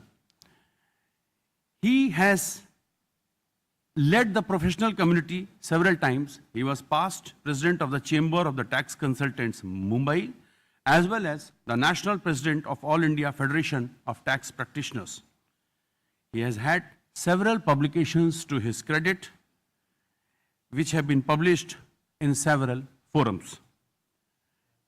Dr. Shivaram has been associated with the Regional Direct Taxes Advisory Committee of the Government of India, and that underscores his expertise and influence in shaping tax politics. He has been instrumental in organizing the first income tax moot court of the country in collaboration with the iconic Government Law College, Mumbai, under the banner of late Shri Nani Palkiwala.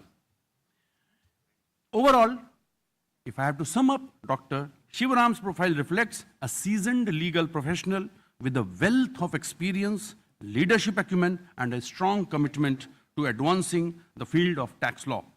His multifaceted contributions as an advocate, leader, and editor have left an indelible mark on the legal landscape, both regionally as well as nationally.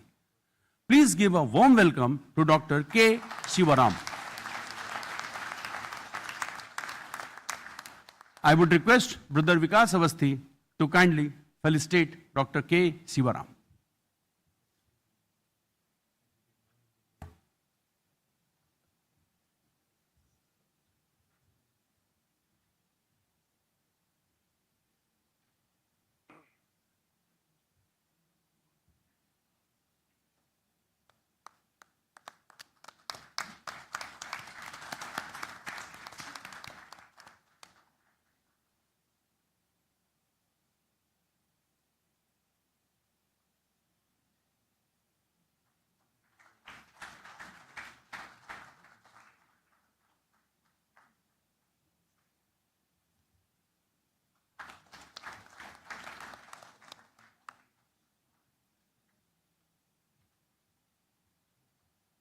Thank you, brother.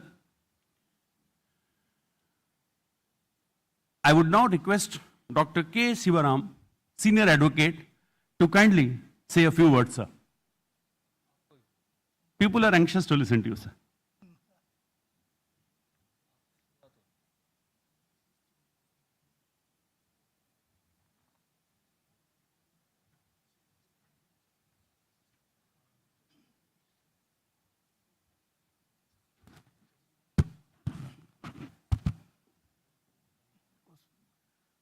Good morning to everybody. In fact, it is a great honor to be on by the President, Law Minister, Honorable Judge, Chairman CBDT, Vice President, all the Vice President, to give me an opportunity to stand before you. Of course, I am not supposed to speak any technical subject, but only thing I thought of sharing that when the Honorable Vice President told us to come over here, I make it a point attend for this reason. I thought this is a platform where I can have the opportunity meeting various members of the ITAT, whom I had occasion to appear number of matters before them, show my gratitude to them, so that to show my gratitude and show my respect to them in this, so that means say hello to them. That is what I joined over here.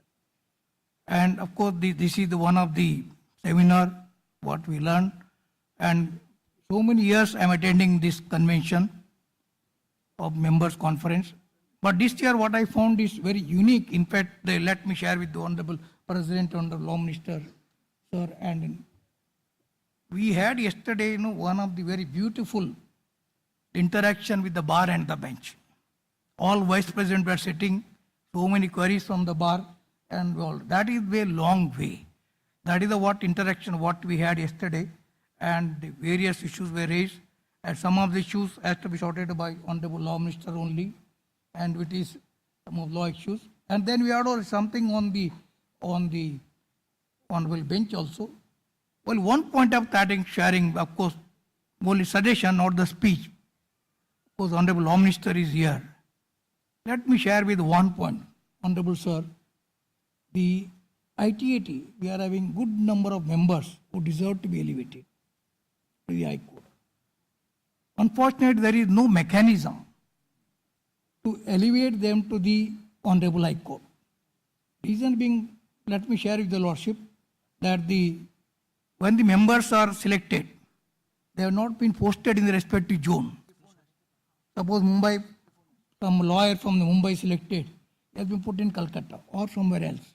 The judges are not aware also from where he is.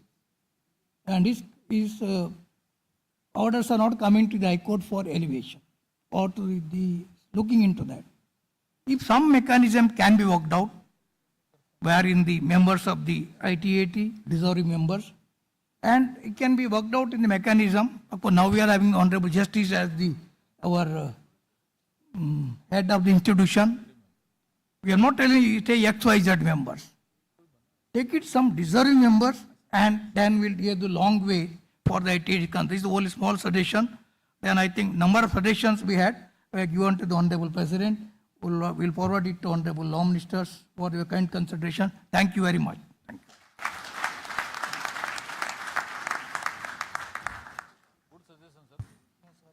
Thank you very much, sir, for the suggestion. I am sure with the suggestion, seeing the light of the day, many of the members sitting here would be sitting in the High Court. Thank you, sir. Income Tax Department happens to be one of the biggest stakeholders when it comes to ITAT. So I would request Shri Ravi Agarwal, Chairman, Central Board of Direct Taxes, to kindly say a few words on this occasion.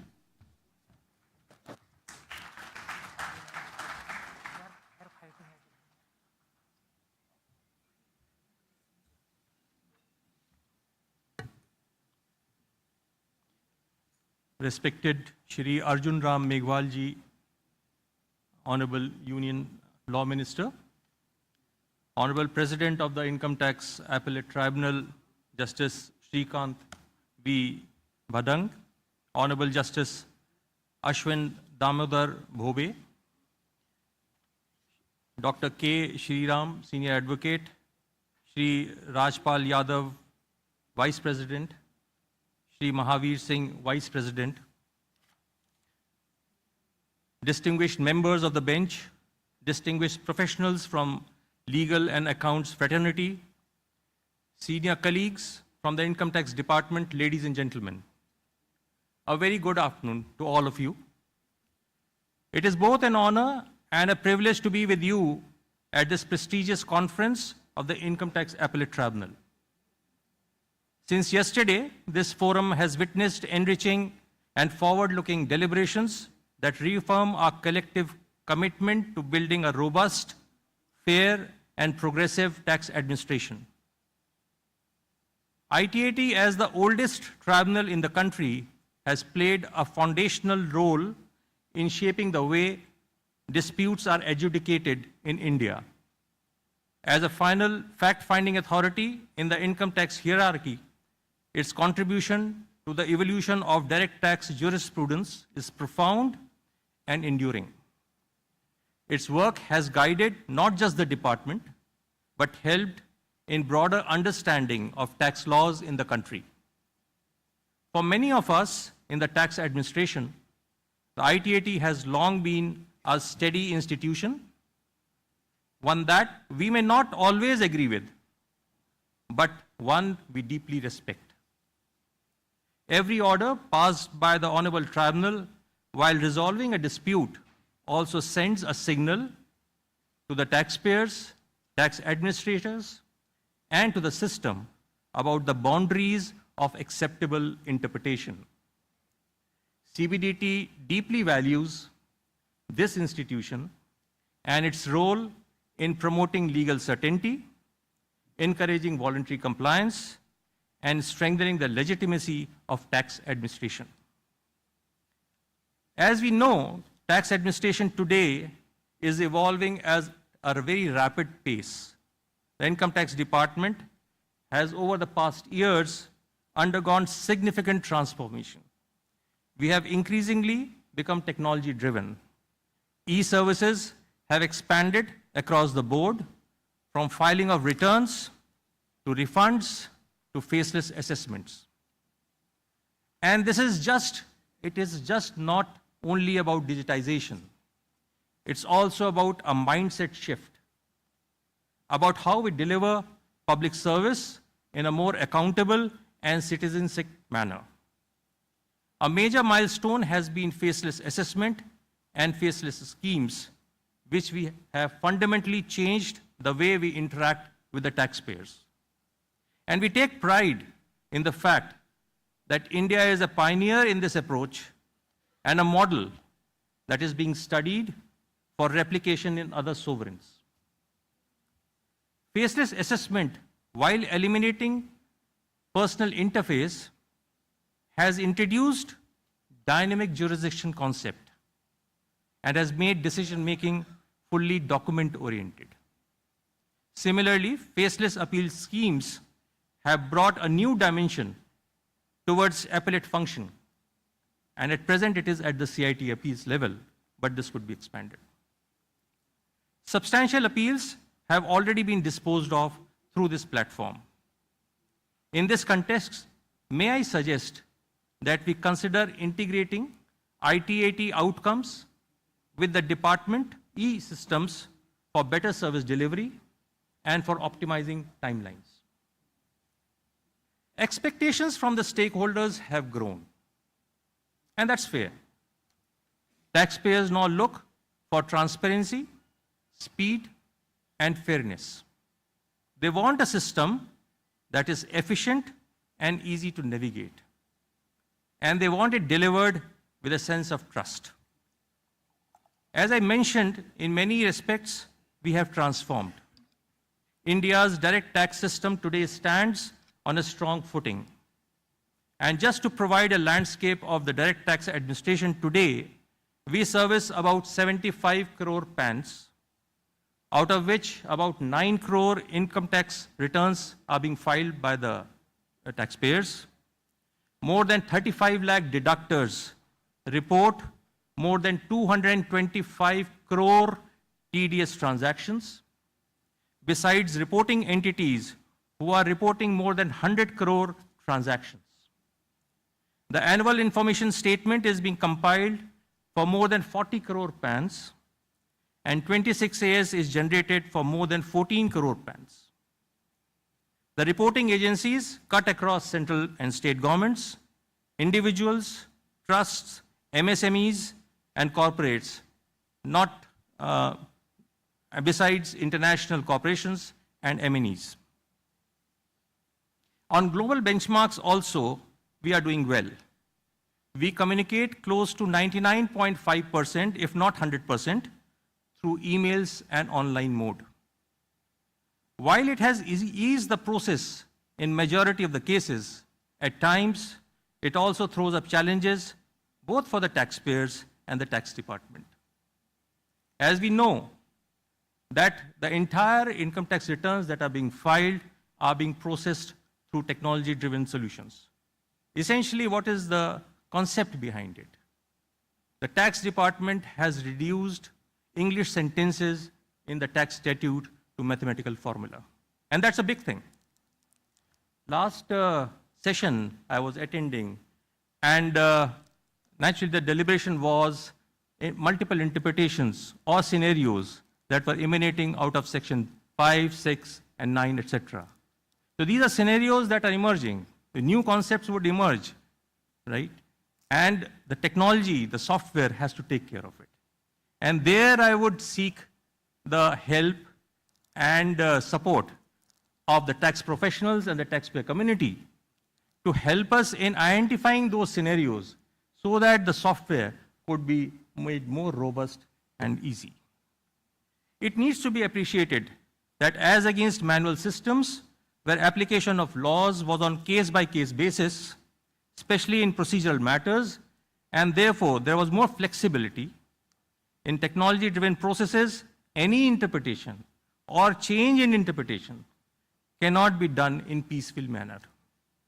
The implementation cannot be region-centric or person-centric. Further, any change in procedural interpretation or technical grounds immediately get potentially applied to large taxpayers, large numbers, because it's a technology-driven solution. And therefore, it has larger implications in terms of litigation, revenue, and certainty. Therefore, the interpretations as regards procedures and on technical grounds ought to be kept in mind when we consider cases in various judicial forums. As we move forward, we must acknowledge that there are areas that need attention. And one of those is litigation. Yes, we have more than 5 lakh cases at the first appellate stage. And I would take this opportunity to also urge the honorable members and the distinguished guests who are here to come forward and give us meaningful, practical suggestions to cut litigation and prompt compliance. What modifications can be made or considered to achieve these objectives? Recognizing the complexities, overlaps, and legacy structures in our current income tax law, the government has recently presented a simplified income tax bill. This is an important step towards making our tax laws more readable, coherent, and aligned with modern economic realities. And the aim is not merely cosmetic simplification, but a deeper re-engineering of structure, removing obsolete provisions, eliminating ambiguities, and defining tax concepts in accessible language. However, this journey is not without its challenges. And the obvious three limits are: one, implementation. How do we implement it? Transitioning from a present regime to a simplified code requires careful calibration. Ensuring continuity in jurisprudence while retiring outdated provisions is a delicate balance. Two, interpretation. Simplification must not come at the cost of clarity. Every simplification must pass the test of legal precision and workability. And three, which is the most important also, is training and capacity building. So the officers, professionals, and adjudicating authorities will all need sensitization to apply new provisions in intended spirit. And here lies the role of the Honorable ITAT. The ITAT today handles a wide array of cases, ranging from genuine interpretational disputes to complex arrangements involving financial manipulation. As the economy evolves, so do tax structures. And unfortunately, so do methods of misuse. Your judgments will over time help to shape the contours of interpretation under the simplified law. This shall be critical right from the beginning. Perhaps it would be prudent to be conscious of the transitions involved and ensuring that harmonious interpretations are taken so that to bring clarity and certainty and consistency. The tribunal's ability to harmonize the legislative intent with ground realities will be vital in ensuring smooth transition and equitable application. We take less than 0.25% cases for scrutiny, and that too where there is a reasonable information to form a view that the issues merit examination. Therefore, as against past years, where larger percentage of returns were scrutinized, a very small percentage is being examined. And therefore, we have to draw a clear distinction between tax planning, tax avoidance, and tax evasion. Tax evasion being the most serious category involving concealment, misreporting, or fabrication. These are not about interpretation, but about intention, the intention to defraud the exchequer. We increasingly encounter cases where principal purpose of a transaction or arrangement is neither economic activity nor commercial rationale, but tax advantage alone. These cases test not only the statutory provisions, but also at times challenge ethical boundaries. It is felt that such cases ought to be considered appropriately both at the department and at higher levels. Some cases before the tribunal involve large-scale scams, circular transactions, bogus entries, shell companies, and other devices meant to game the system. These are not questions of tax laws. These are matters of tax justice. And this brings me something I say not as a critique, but as an observation worth reflecting upon. Ultimately, the purpose of entire tax administration, legislation, assessment, adjudication, is to ensure that the fair tax is paid. And this is the bottom line. Fair tax by the taxpayer and for the country. But sometimes we get caught up in technical grounds, procedural arguments, or rigid interpretations. The focus shifts to finer points of law and the larger merit. the core question of whether the right tax has been paid, perhaps in some cases, gets sidelined.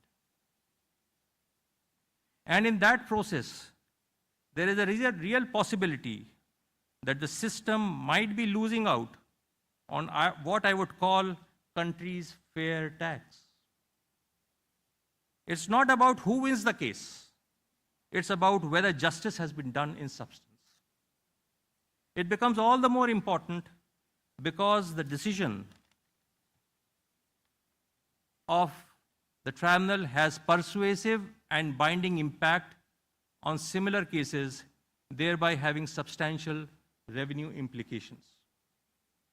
ITAT's discerning ability to distinguish form from substance and tax planning from tax abuse becomes central in such cases. Your judgments help uphold the rule of law by recognizing genuine economic substance while rejecting colorable devices. The department is committed to reducing litigation, enhancing pre-assessment dialogue, strengthening internal reviews, and embracing dispute resolution mechanisms.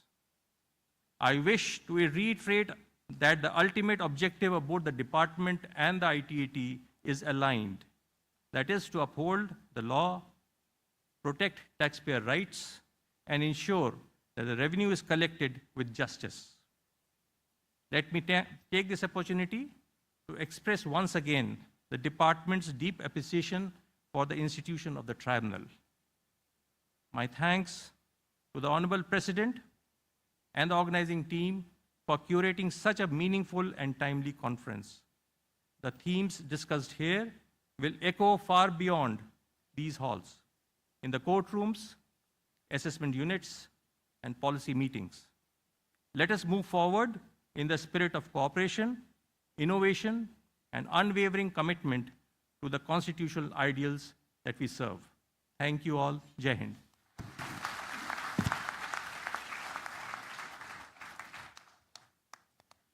Thank you very much, sir, for the profound discourse.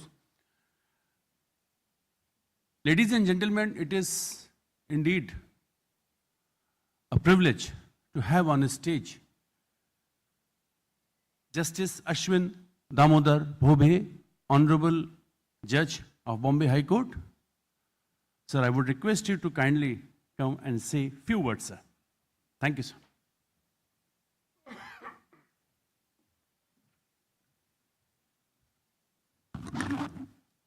A very good afternoon. Honorable Shri Arjun Ram Meghwal ji, Law Minister. Honorable Justice C.V. Badang, President of ITAT. Honorable Mr. Ravi Agarwal, Chairman CBDT. Respected Dr. K. Shivaraman, Senior Advocate. Mr. Rajpal Yadav, Honorable Vice President. Mr. Mahavir Singh, Honorable Vice President. Honorable members of the ITAT, respected members from the Department of Revenue, respected members from the Bar Association, the members of the press, and all the respected dignitaries. It is a privilege to be a part of this valedictory session, marking the close of the session that has paid a fitting tribute to the Income Tax Appellate Tribunal, an institution that over 84 years has earned its place as a pillar of our legal and economic framework. The past 2 days have offered not just academic enrichment, but a reaffirmation of the ITAT's enduring relevance. The quality of discussion, the diversity of views, and the shared institutional commitment on display have been truly commendable. The views expressed by the eminent personalities will richly benefit the august gathering. From a judicial perspective, what makes the ITAT remarkable is its ability to carry technical accuracy with a deep sense of fairness. Its contribution to the development of tax jurisprudence in India are not just historic, they remain vital to this day. As India looks ahead with ambition and confidence, institutions like the ITAT will continue to play a vital role in strengthening the rule of law and promoting trust in our governance system. I thank the Honorable Law Minister for this continued support to the judicial institutions and commend the President and the organizing team for a conference marked by elegance, substance and vision.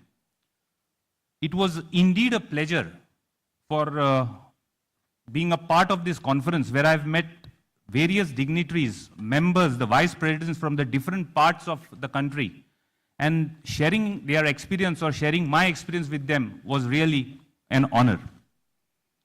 May the ITAT continue to evolve, inspire and uphold its legacy in the years to come.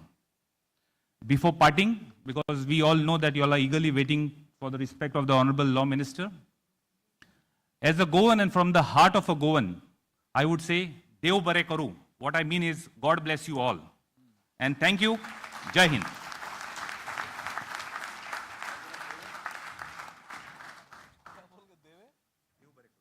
Thank you so much, sir, for those blessings. Thank you so much. We are blessed indeed to have your blessings, sir. Before I invite Honorable Law Minister for his valedictory address, I want to tell you that in 1941, on 25th January, a small seed was sown in this country. And after 84 long years, in 2025, that seed has become a big, huge tree with lots of fruits, and it is contributing to national progress. It is an integral part of Viksit Bharat, the ITAT. We would like to show you a small film, sir, which is on the rise and rise of ITAT as an institution. AV, please.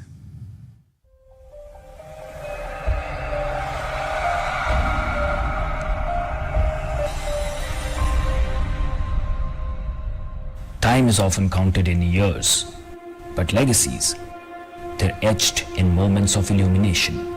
Across 84 revolutions of the earth, the moon has bloomed fully 1008 times, each radiating the essence of constancy, clarity, and completeness, just as justice must. In 1941, amidst a world at war and a nation under colonial yoke, a quiet revolution began, not on the streets, but in the sanctum of reason. The Income Tax Appellate Tribunal was born. Not with fanfare, but with foresight. A sanctuary where fact triumphed over force and truth over tyranny. Its creed? A trinity divine. Nishpaksh, Sulabh, Satvar Nyay. Impartiality, accessibility, swiftness. These are not mere words. They are the tribunal's solemn oath to the nation. From the bustling corridors of Mumbai to the silent hills of Guwahati, ITAT speaks in many tongues, yet always in one voice of justice. 30 cities, one constitutional conscience.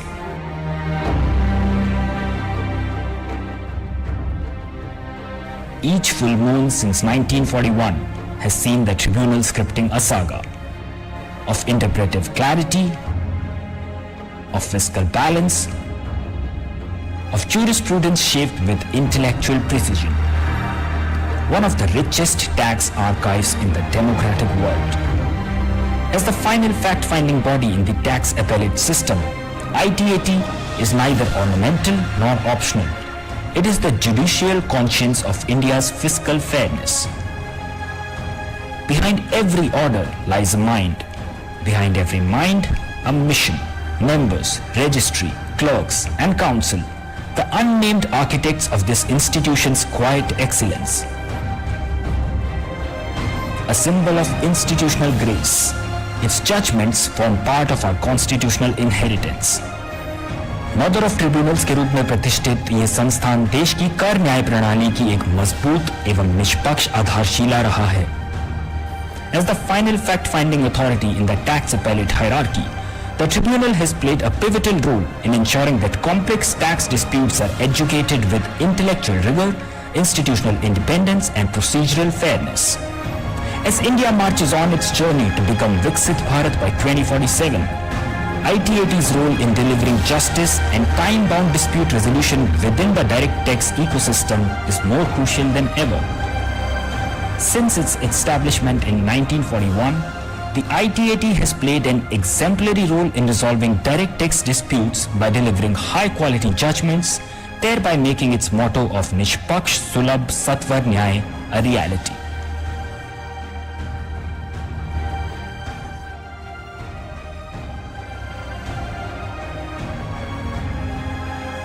Honored by presidents, trusted by taxpayers, and upheld by every passing regime, the ITAT stands above the fray, beyond the fleeting.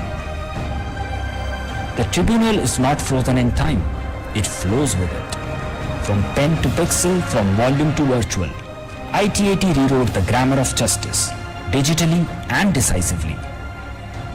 In its 84th year, the torch is borne by retired Honorable Justice C.V. Bhadam, a jurist of depth, a leader of action, guiding with wisdom, reforming with resolve.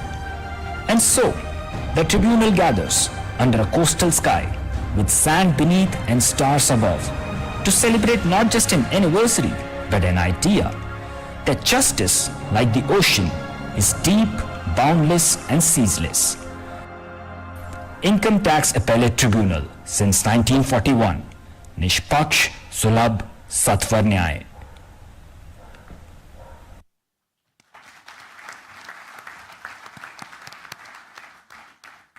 Thank you so much.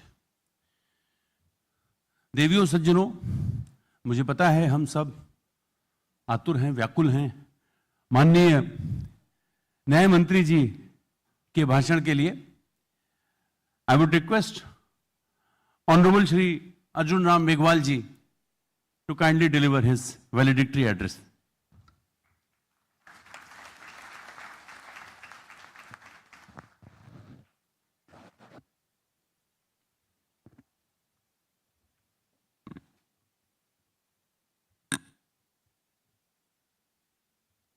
कितना time बोलना है पतंग साहब? नहीं, president तो यही है ना, इनसे पूछ के ही बात करनी पड़ेगी ना। आपने टाइम यहाँ 2 बजे तक का रखा है, तो ठीक है, 2 के बाद तक भी चलेगा। तो आप ये रेडी हो तो फिर, नहीं तो भोजन इनका इंतजार कर रहा होगा ना। मैं थोड़ा सा आप लोगों से बात करने के लिए खड़ा हुआ हूँ। मेरा कोई, अब इन्होंने सब्जेक्ट तो दे दिया कि वैलिडिक्टरी आपको ही करनी है। आना था मुझे उद्घाटन में, लेकिन रोजगार मेला डिसाइड हो गया मेरे बीकानेर में। तो प्रधानमंत्री कार्यालय जी से फोन आया, कभी बीकानेर रोजगार मेला मिस करोगे क्या? तो मैंने कहा क्या करूं मैं? तो मैंने पूछा बदंग साहब को, तो इन्होंने कहा कैसे हो सकता है, आप शाम तक आ सकते हो। अब मुझे उस समय एक मुख्य अतिथि भी तय करना था उद्घाटन के लिए। इन्होंने कहा हमारे पास तो मुख्य अतिथि का भी विषय गंभीर हो जाएगा, तो मुख्य अतिथि भी तय करना था, मुझे भी आना था। तो मैंने तय किया कि मुख्य अतिथि मैं तय करता हूं। वो आ भी गए। राज्यपाल साहब ने आप सबकी तारीफ की भी, आपने बहुत अच्छा पार्टिसिपेट किया, ऐसा कह रहे थे मुझे को। अच्छा लगा, फुल स्ट्रेंथ देख के उनको अच्छा लगा। वैसे बेसिकली वो भी एडवोकेट ही हैं, सीपी राधाकृष्णन साहब, लेकिन उनको अच्छा लगा आपका ये कार्यक्रम। आपको भी उन्होंने धन्यवाद दिया है बदंग साहब कि मेरा भी आप कहना कि बहुत अच्छा वेल ऑर्गेनाइज्ड ये फंक्शन उन्होंने महसूस किया।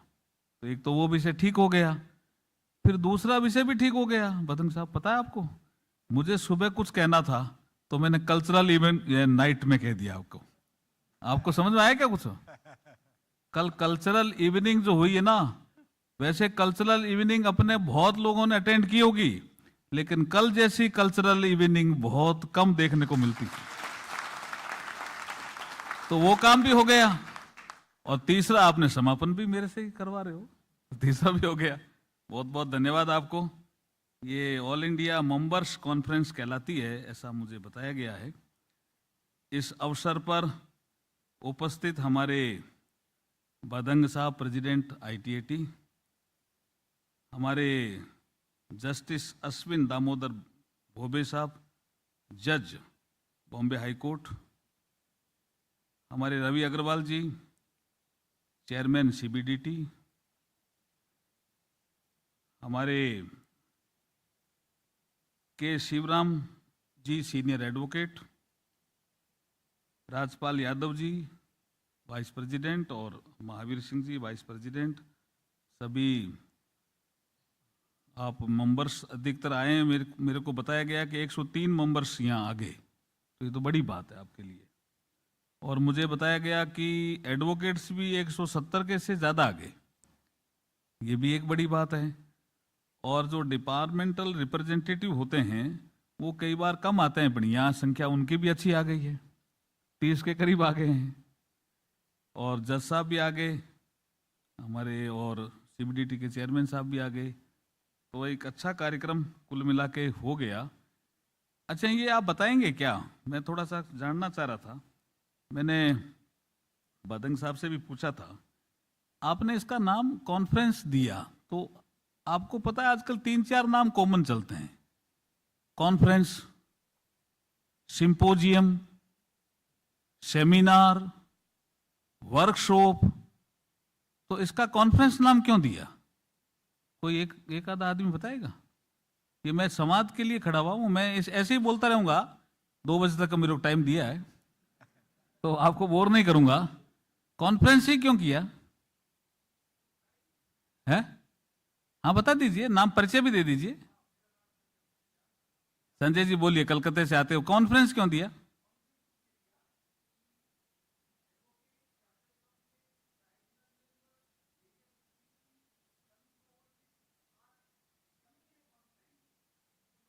तो सेमिनार में आते तो सब्जेक्टिव है, और सिंपोजियम में आते तो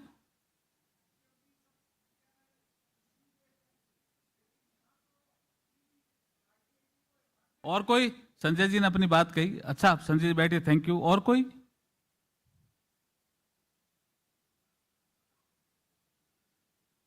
हाँ बताइए। CA साहब बोलिए। हैं?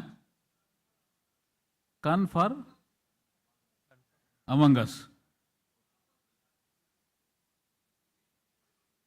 बहुत सारे विषयों पर, इसे टॉपिक बहुत रखे इन्होंने, टेक्निकल सेशन भी रखे,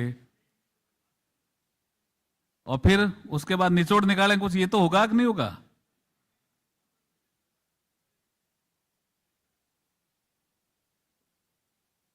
देखिए, मैंने बदंग साहब के दफ्तर से पता किया भी कॉन्फ्रेंस क्यों रखा, तो इन्होंने सोचा सावन का महीना है, जो इन्होंने सोचा सावन का महीना होना चाहिए, समुद्र का किनारा होना चाहिए,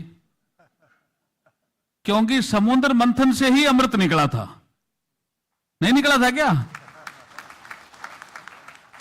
है? लो, आपको अमिताभ जी शुक्ला जी को भी ठीक लग रहा है, तो ये तो कव्वाली गायक है, मुझे को पता चला, अच्छा कव्वाली गायक है। तो सावन का महीना था, कल उसके लिए एक गाना भी था, भूल गए होंगे या याद है? हाँ, सावन का महीना, इसलिए रखा है ये जगह, सावन का महीना, समुद्र का किनारा, और समुद्र मंथन, जिसको हम कहते हैं चिंतन मनन मंथन, उसी से ही तो अमृत निकलेगा। और मोदी जी ने इस कालखंड को अमृत काल कहा है, विकसित भारत बनेगा, इसका ये अमृत काल है। और अमृत काल में भी गोवा बेंच के 25 साल पूरे हुए, इस अवसर का बहुत अच्छा लाभ हमारे प्रेसिडेंट साहब ने उठाया है, इसके लिए जोरदार ताली बजा करके इनका आप धन्यवाद करो। कुछ अमृत निकालना है क्या? जैसे एक विषय आया अभी, हमारे के शिवराम जी ने कहा कि यहां चिंतन मनन मंथन हुआ, और उसमें कहा कि भी हाई कोर्ट में हमारा एलिवेशन क्यों नहीं होता? ये मंथन तक तो पहुंच गया, अमृत तक पहुंचाना है क्या? तो ताली बजाओ भी, जोर से पहुंचाना है। तो यही वर्कशॉप है, इसी का इनाम इसलिए इन्होंने वर्कशॉप दिया है। अब दूसरा विषय, रवि अग्रवाल जी बैठे हैं, इन्होंने भी कोई ट्रेनिंग की होगी, मैंने भी कोई ट्रेनिंग की और उन्होंने भी की होगी। अब ये ट्रेनिंग में, अब इसको कुछ लोगों ने साहब कहा, मैं आज अभी गोवा के राज्यपाल साहब से मिलने गया, उन्होंने कहा ये ट्रेनिंग थी क्या? तो मुझे ध्यान आया कि ट्रेनिंग भी कहते हैं कुछ लोग इंडक्शन कोर्स भी कहते हैं, कुछ लोग फाउंडेशन कोर्स भी कहते हैं, कुछ कहते हैं कि नहीं रेफ्रेशर कोर्स है, कुछ कहते हैं नहीं कैपेसिटी बिल्डिंग है, और कुछ और भी 2-4 नाम कहते हैं। तो ये क्या है? ये क्या है? आईएएस अफसर भी आजकल जाते हैं मसूरी। मैंने कहा कहां गए आप? जिले में दिखे नहीं, कि हमारा रेफ्रेशर कोर्स था। होता है ना ऐसा रवि जी? आपके भी हो रहा है कि नागपुर में? तो ये क्या है? इसको कहां लेंगे साहब, चेयरमैन साहब, प्रजंग साहब, कहां ले जाएंगे इनको? कैपेसिटी बिल्डिंग में या और कहीं? महावीर जी आप बताओ। कैपेसिटी बिल्डिंग में। तो ये कैपेसिटी बिल्डिंग में ले जाने के लिए एक मैं उदाहरण देकर के समझाऊंगा कि आपकी कैपेसिटी बिल्डिंग कैसी होनी चाहिए। वो उदाहरण हमारे इनकम टैक्स से भी जुड़ा हुआ है, ITAT से भी जुड़ा हुआ है। लेकिन इसके बाद एक दूसरा काम और होना चाहिए पदंग साहब, कि एक आजकल शब्द आता है ट्रेनिंग प्रोग्राम में, मैं देखता हूं कि लेबोरेटरी, खाली इतना ही लिखते हैं। मैं कहूं क्या है साहब ये लेबोरेटरी? कि ह्यूमन बिहेवियर ठीक रहना चाहिए, उसकी ये लेबोरेटरी है। तो ये आपने कॉन्फ्रेंस की, और मैं बधाई भी देना चाहता हूं पुनः फिर कि कई सालों बाद की, और यह भी मुझे जानकारी मिली है कि उससे पहले भी कॉन्फ्रेंस हुई, उसमें इतनी उपस्थिति नहीं थी जितनी उपस्थिति इस कॉन्फ्रेंस में हुई है। इसके लिए बदंग साहब को जोरदार ताली बजा के, उनकी पूरी टीम को आप बधाई दीजिए। अब एक सब्जेक्ट है साहब, रवि अग्रवाल जी आपसे भी जुड़ा हुआ है, और बदंग साहब आपसे भी जुड़ा हुआ है, और जज साहब, जस्टिस साहब बैठे हैं, भोबे साहब भी, थोड़ा बहुत आपसे जुड़ा हुआ नहीं हो तो जुड़ सकता है आगे। एक ऑफिसर आया, इससे पहले उसको ITO क्लास 1 ऐसा करके कहते थे, और शायद ये रूल्स बदला होगा 87 में 88 में कोई, तो उसके बाद असिस्टेंट कमिश्नर सीधा कहने लग गए उसको। तो एक असिस्टेंट कमिश्नर इनकम टैक्स एक आया, उसकी पोस्टिंग हो गई हनुमानगढ़। हनुमानगढ़ हमारे राजस्थान में एक डिस्ट्रिक्ट है। ये कहानी आपने सुन रखी होगी, लेकिन मुझे बदंग साहब ने कहा गीता के अध्याय 18 है, अच्छा लगे तो बार बार बोलना चाहिए ना, इसलिए बोल रहा हूं, प्रेसिडेंट साहब की परमिशन लेके ही बोल रहा हूं। तो नया नया आया, उसकी एक मीटिंग हुई जयपुर में। उस समय जयपुर में जो बैठते थे वो सबसे सीनियर कमिश्नर ही कहलाते थे, अब तो काफी पद हो गए कई आगे। उन्होंने कहा भाई आपके टारगेट पूरे नहीं हो रहे हैं, वो नया था ये टारगेट। अब आजकल है क्या इनकम टैक्स में, है या कम है? रेशनलाइज कर दिया होगा। उस समय थोड़ा ज्यादा था मामला कि अगर आपकी CR खराब कर दूंगा मैं, टारगेट पूरे नहीं किए। ऐसा था क्या? एक आधे ने करी भी होगी, उसको डर लगा तो उसने उसको कहा मैं तो नया हूं। बोला नए हो इसलिए मैं कह रहा हूं थोड़ा आउट ऑफ बॉक्स सोचिए। तो उसने पकड़ लिया वो शब्द आउट ऑफ बॉक्स। वो गया अपने दफ्तर हनुमानगढ़, वहां एक कोई ऑडिट पार्टी आई हुई थी। बहुत शानदार किस्सा है जी, सुनना आप। ऑडिट पार्टी आई हुई थी, तो ऑडिट पार्टी ने क्या देखा कि ये जो नए अफसर आए हैं ये हमसे बात ही नहीं कर रहे, हमें गाड़ी चाहिए, हमें दिखाना है, कोई बात करनी है, घूमना है, बात ही नहीं कर रहे हैं। तो उन्होंने एक पैरा बना दिया। ये ऑडिट पार्टी ने पैरा बनाया, एक परसेप्शन। वो तो बेचारा वहां गया था भाई मीटिंग अटेंड करने जयपुर, लेकिन उन्होंने सोचा कि हमसे बात ही नहीं कर रहा, ये इसको घमंड है अफसर को। तो उन्होंने एक पैरा बनाया। पैरा क्या बनाया कि आप लोगों ने जो सब्सिडी दी है यूनिट्स को, इंडस्ट्रियल यूनिट्स को, वो सब्सिडी आपने इनकम क्यों नहीं माना? वो आपको इनकम मानना चाहिए और उस पर टैक्स लगाना चाहिए। अब हो गया साहब पैरा। और अधिकारियों ने कहा साहब ये तो राजस्थान गवर्नमेंट की एक स्कीम है, समझाने की कोशिश की ऑडिट पार्टी को, लेकिन वो भी प्री ऑक्युपाइड माइंड से भरे हुए थे ऑडिट पार्टी के लोग। वो उनका भी कोई सीनियर आदमी आया था, उसने कहा नहीं भाई हम तो इसको पैरा बनाएंगे। तो वो पैरा उन्होंने कहा साहब एक परंपरा है क्या कि हमारे ये अफसर हैं, है तो नए, लेकिन इनसे एक बार आप बात तो कर लो, मिल लो और कह दो ये पैरा बनेगा, हो सकता है ये आपको समझा दें। अब वो जो अफसर वहां से लेके आया था, आउट ऑफ बॉक्स सोचना है। जैसे ही वो पैरा उसके पास गया और टारगेट पूरे हो नहीं रहे थे उसके, उसने देखा ये काम बढ़िया है और उसने समझाया नहीं ऑडिट पार्टी को। ऑडिट पार्टी नाराज हो गई। उन्होंने कहा यार ये क्या अफसर है, घमंड है इसको, तो ये हमारी बात को ढंग से सुना और नहीं। और उसके मन में वो चल रहा था कि आउट ऑफ बॉक्स सोचना ये ठीक है। पार्टी चली गई। उसने कहा कितने इकाइयों को आपने सब्सिडी दी? तो किसी ने कहा साहब ये तो 200-300 हो सकते हैं, ज्यादा भी हो, सबको नोटिस दे दो। पीरियड कौन सा था? पंजाब में आतंकवाद था। वहां से परेशान होकर के लोग आए हमारे राजस्थान बॉर्डर पे, महावीर जी इसको जानते हैं अच्छी तरह से, श्री गंगानगर, हनुमानगढ़, इनके इलाके तक गए, नौहर भादरा तक वो आए। उन्होंने land building plant and machinery में राजस्थान गवर्नमेंट की स्कीम के तहत इन्वेस्टमेंट किया।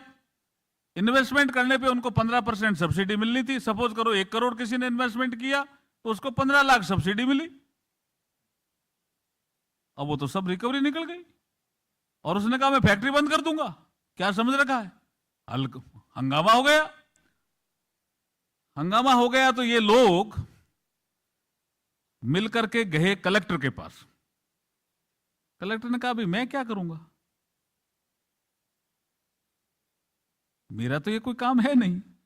लेकिन कलेक्टर बहुत अच्छे आदमी थे, वो अभी जिंदा भी हैं। हाँ अभी जिंदा है, मैं मिलके भी आया। मैं जिला प्रशासन में उस समय काम करता था, बाद में आईएएस बाद में बना था। उन्होंने मुझे बुलाया कि मेघवाल जी ये लोग बहुत परेशान हैं।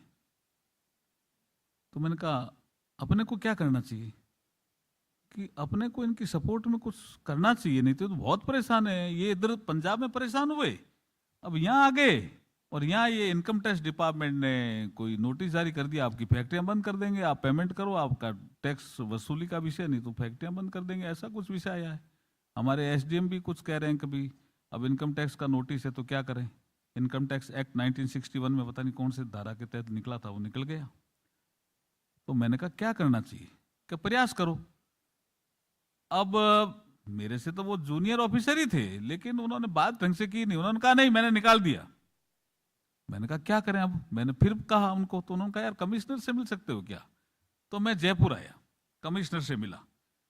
कमिश्नर ने कहा भाई बताओ आप क्यों प्रयास कर रहे हो? मैंने कहा साहब मैं तो ये कॉमन इशू के लिए, मेरा कोई इंटरेस्ट नहीं है। लोग समझते हैं भाई इनका कोई फैक्ट्री नहीं, ये क्यों आए, कोई गड़बड़ हो गई होगी। मैंने कहा जी मेरा ऐसा कोई इशू नहीं है, ये पूरे जिला प्रशासन का इशू है। और शायद सीएम ऑफिस तक भी इन्होंने अप्रोच की। सीएम ने हमारे कलेक्टर को कहा होगा कि भाई कोई सॉर्ट आउट हो सकता है क्या इशू, तो इसलिए मैं आपके पास आया हूं। आप अगर कह नहीं ये तो टैक्स लगेगा। मैंने कहा साहब बहुत है साहब, ये 5-7 साल से आप लेकर के, और सारी यूनिट बंद हो जाएगी, एक बार इंडस्ट्रियल डेवलपमेंट रुक जाएगा तो लोग परेशान बहुत है। नहीं नहीं लगेगा टैक्स, और आपको आना भी नहीं चाहिए। मैंने समझा ये तो, मैं वापस चला गया श्री गंगानगर। लेकिन वो गिव अप नहीं करते थे, हमारे कलेक्टर ऐसे थे। आपको भी मैं सिखा रहा हूं, आपको डाउन नहीं होना है। वो उन्होंने कहा यार कोई बात नहीं मेघवाल जी, कोई और प्रयास कर सकते हो क्या? तो फिर मैंने कहा अब ठीक है, इन्होंने खुला छोड़ दिया। तो मैं गया, इन लोगों से मिला, मैंने कहा क्या है प्रॉब्लम आपकी बताओ। अच्छी तरह से लिखा करा। तो किसी ने मुझे सलाह दी कि एक ITAT करके ऑर्गेनाइजेशन है, वो आपको कुछ रिलीफ दे सकते हैं। अब मैंने पहली बार ही नाम सुना। मैंने कहा है कहां ये? कि वो तो आपको दिल्ली जाके करना पड़ेगा। चलो भाई दिल्ली जाओ, इधर तो कोई था नहीं, या छुट्टी थी या कुछ जो भी था, हमें दिल्ली भेज दिया। हम कुछ जो परेशान ये एंटरप्रेन्योर लोग थे उनके साथ चले गए, कुछ उसमें नए थे कुछ ओल्ड थे, उनके सबके साथ। हम दिल्ली गए। दिल्ली आए साहब, हम ITAT दफ्तर आए तो मेरी ड्रेस ये नहीं है, अभी तो मेरी ऐसी ड्रेस है, उस समय मैं जैसे लाल रंग की टाई जैसे आपने पहन रखी ऐसे ही पहनता था। तो ITAT के एक मेंबर थी, उसका नाम शायद मोक्ष महाजन ना, मोक्ष महाजन। उसने सुना कि भाई ये आदमी काफी देर से घूम रहा है, कौन है ये? एडवोकेट तो नहीं है, एडवोकेट की ड्रेस अलग होती है। तो उन्होंने कहा साहब ये तो राजस्थान से आया है। बोला कोई इंडस्ट्रियलिस्ट? बोला इंडस्ट्रियलिस्ट भी नहीं है, तो इज ऑफिसर। तो ये क्यों घूम रहा है, कभी इधर से आया कभी इधर से आया? केस हमारा लगा हुआ था, लंच किसी ने कहा लंच हो गया तो फिर उठ जाएंगे, ये लगेगा नहीं, लिस्ट में नहीं आया। तो ऐसा कुछ, इसलिए मैं जल्दी कर रहा था, अभी मेंशन करो या क्या करो, मेंशन बोलते हैं ना आजकल उसको, हाँ भाई मेंशन करो क्या करो। मैं उनको एडवोकेट साहब को कह रहा था मेंशन को। अच्छा, उससे पहले एक एडवोकेट का विषय भी आया, हमने एडवोकेट से बात की वहां जयपुर, उसने कहा कितना % दोगे? मैंने कहा यार ये क्या। तो अभी मैंने को बदंग साहब को लगा कि मुझे किसी ने कहा ITAT, तो ये जो निष्पक्ष, सुलभ और सत्व न्याय कहते हो क्या, सत्व न्याय, मुझे लगा यार ये सब तो ठीक है, तो मैं पहुंच गया वहां। अब यहां मुझे लगा कि उन्होंने मेरी परेशानी देखी और लंच हो गया, तो मैंने देखा ये तो गया काम से, आज तो लगेगा नहीं। लेकिन साहब उन्होंने बुलाया मुझे, पता नहीं वो महिला बहुत मेरे ख्याल में बहुत ब्राइट थी, उन्होंने बुलाया, भाई आप क्यों इंटरेस्ट ले रहे हो, आपका कोई इन्वेस्टमेंट था क्या? मैंने कहा मेरा इन्वेस्टमेंट नहीं था, इन्वेस्टमेंट करने वाले लोग परेशानी में हैं, मैं मेरी बात कहने आया हूं, आप सुन लो, फैसला जो आपको देना दो। तो उन्होंने कहा मुझे अभी बताओ लंच टेबल पे। तो मैं बताता गया, ऐसे राजस्थान सरकार ने स्कीम लगाई और ये परेशान हुए आतंकवादियों से, बताता गया, वो सुनती गई। पंजाब से परेशान हुए और फिर हमारे यहाँ आकर के इन्वेस्टमेंट किया, रिको की जमीन खरीदी, राजस्थान फाइनेंशियल कॉर्पोरेशन से लोन लिया, किसी ने बैंक से लोन लिया, प्लांट एंड मशीनरी लाए, लगाई और सब्सिडी दी राजस्थान सरकार ने एज पर स्कीम। अब आपके एक अफसर हैं जिसने कह दिया ये इनकम है तो इस पे टैक्स लगेगा। अब ये इंटरप्रिटेशन का मामला है। तो वो सुनती गई, लंच लेती गई, मुझे भी लंच कराया, फिर बोला कुछ और कहना है, क्यों आप देते हो ऐसी सब्सिडी और ये इंसेंटिव? मैंने कहा हम इसलिए देते हैं कि अब उससे वो प्रभावित हुई मेरे इस बात से। ये आप भी कभी बात किसी के सामने रखो, तर्कों के साथ रखनी चाहिए, अच्छी रखनी चाहिए। मैंने कहा अब जो फैक्ट्री लगती है उसको एक टीथिंग ट्रबल आती है। तो बोला ये टीथिंग ट्रबल क्या होती है? मैंने कहा साहब ये मैनेजमेंट का एक प्रिंसिपल है। बच्चा जन्म लेता है और जब तक उसके दांत नहीं आते तब तक वो ज्यादा बीमार भी हो सकता है, परेशान भी हो सकता है, डेथ भी हो सकती है। और दांत आने के बाद वो खूब दौड़ता है, जवान भी होता है, परिवार के लिए कमाता भी है। तो मैंने कहा ये सारे लोग टीथिंग ट्रबल में परेशान नहीं हो जाए। उधर पंजाब से परेशान होकर के आए, यहां अगर परेशान हो गए तो ये फेल हो जाएंगे, तो ये मर भी जाएंगे। और अगर जिंदा रहे तो आपका टैक्स भी देंगे। सेल टैक्स था उस समय, मैंने कहा सेल टैक्स भी देंगे, इनकम टैक्स भी देंगे। उस समय एक ऑक्ट्राई था, मैंने कहा चुंगी भी देंगे नगर पालिकाओं को। तो टैक्स तो खूब आएगा, लेकिन इनको जिंदा कोई रखे तब ना, नहीं तो ये तो मर जाएंगे। इतना पैसा तो ये दे नहीं सकते। उन्होंने कहा यस, ये टीथिंग ट्रबल मेरे को आपने ठीक समझाया। अब पता नहीं वो तो लंच खा करके और बैठी और कहा उसको बुलाओ, मेरे को बुलाया। एक सिंपल एप्लीकेशन मुझे कहा, कोई वकील नहीं किया मैंने, मैं कह रहा हूं आपको। खाली मैं उनके लिए गया था, वो वकील तो मना कर दिया ना। उन्होंने कहा भाई ऐसा मत करना, भी आगे आप ठीक है ना, परसेंटेज मत मांगना। परसेंटेज थोड़ी विषय होता है ना। हाँ, ये परसेंटेज बोला कितना करोड़ का अमाउंट है टोटल और उसकी परसेंटेज बताओ।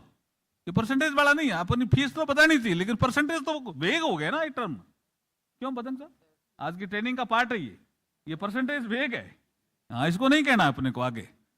लेकिन जैसे ही मैं लंच के बाद वो बैठी, मैं एक सिंपल एप्लीकेशन लिखी हाथ से, वो भी दी उनको, ऑर्डर ही कर दिया जी। It is not income, it is incentive. It is not income, it is incentive. और इस पर कोई टैक्स नहीं लगेगा। अरे साहब रिलीफ दे दी मुझे, तो ये तो मेरे को निष्पक्ष और सुलभ और सत्व न्याय का इससे बढ़िया उदाहरण नहीं हो सकता भाई। मोक्ष महाजन के लिए ताली बजा सकते हो भाई आप जोर से। उसको बाद में चैलेंज किया इनकम टैक्स डिपार्टमेंट ने, शायद चैलेंज करते करते हाईकोर्ट में, सुप्रीम कोर्ट तक मामला गया। सुप्रीम कोर्ट ने फिर अपहोल्ड किया क्योंकि इसमें परिस्थितियां अलग थी, तो उन्होंने कहा नहीं भाई इसमें कोई टैक्स नहीं लगा। सारे जिंदा हो गए, सारे, मुझे कभी मैं जाता हूं उस एरिया में, सारे मेरा स्वागत करते हैं। ये महावीर जी के एरिया में सोमानी ऑयल मिल है, वो आदमी उस समय इतना डरा, इतनी बड़ी तेल मिल थी, बोला बंद हो जाएगी, और वो भाग गया वहां से, बेंगलोर गया, वहां उसने ग्रेनाइट की फैक्ट्री लगाई। तो मैंने कहा सोमानी जी अब तो तेल मिल चला दो।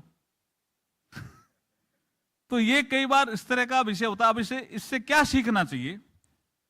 प्रधानमंत्री जी यहां कई बार कहते हैं, हमारे को मंत्रिपरिषद में कहते हैं, कैबिनेट में भी कहते हैं। कई बार जब मंत्रिपरिषद की बैठक होती है तो सेक्रेटरी जी भी हमारे साथ रहते हैं, वो कहते हैं कि भाई होलिस्टिक अप्रोच से आप क्यों नहीं सोचते हो? यहां साइलो में किसने सोचा?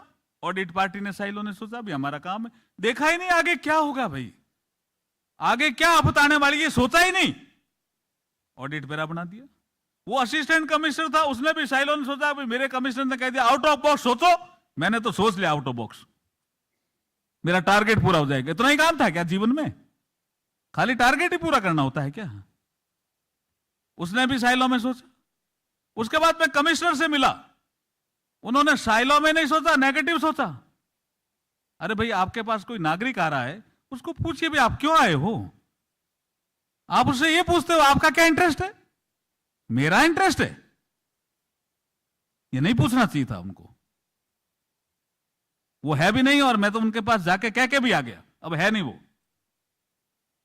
और इनको, जिनको मुझे भेजा था आईएएस ऑफिसर, उनको धन्यवाद दिया है, क्योंकि मुझे इस एक इवेंट के कारण जो मुझे फील्ड में जो मान सम्मान मिलता है, पूरे श्री गंगानगर, हनुमानगढ़, नौर भादरा, उसमें बीकानेर भी सम्मिलित है, मेरे चुनाव जीतने में भी ये सहायक है कि ये आदमी अच्छी तरह से सोचता है, अच्छा काम करता है। इसलिए आप थोड़ा अच्छा सोचिए, आपको भी मंच मिल सकता है मेरे जैसे मेरे को मिला। किसी को चुनाव लड़ना है क्या? हाँ, वो भी साइलो में सोचने की जरूरत नहीं है, सोचो आप, कोई एरिया सोचना तो सोच सकते हो। तो अभी क्या लेके जाना है आपको यहां, कि आपको साइलो में नहीं सोचना है, होलिस्टिक अप्रोच से सोचो। पूरी गवर्नमेंट एक है भाई, कोई एक आदमी कहीं से है, किसी महकमे से है, तो उसको सोचो देश का नागरिक तो है ही ना। ऐसी सोच से जब सोचोगे तो आपका काम बहुत आगे बढ़ेगा। इसलिए अब मेरा समय समाप्त हो रहा है, इसलिए मैं बदंग साहब को कह रहा हूं, 2 ही बज रहे हैं सब, ठीक है, एकदम सही है, कि अगली जो आप वर्कशॉप करो उसका नाम रखना लेबोरेटरी। लेबोरेटरी, लेबोरेटरी का है कि ह्यूमन बिहेवियर की, वो भी एक टॉपिक है। कर लोगे क्या? अच्छी तरह से करना, और इनमें से अधिकतर आएंगे तो उसमें ह्यूमन बिहेवियर के जो एस्पेक्ट होते हैं वो भी पढ़ने चाहिए अपने को, क्योंकि अपने को डील तो मानव को ही कर रहे हैं ना अपन। उसकी क्या तकलीफ है? जैसे मेरे एक डायरेक्टर थे ट्रेनिंग में, वो कहते थे कि भाई आप अब ऑफिसर बन के जा रहे हो, आप कभी कभी सोचना कि अगर हम कुर्सी के उस पार हैं तो हम कैसा सोचते हैं। आप कुर्सी के इस पार हैं, लेकिन कभी कभी आप कुर्सी के उस पार बैठ करके भी खाली टेबल पे सोचना कि मैं इधर बैठा हूं, इधर कोई अफसर बैठा है। कुर्सी पे आपको बैठना चाहिए, कुर्सी आप पे नहीं बैठनी चाहिए, ये विषय रखना चाहिए। बहुत बहुत धन्यवाद, आभार आपका।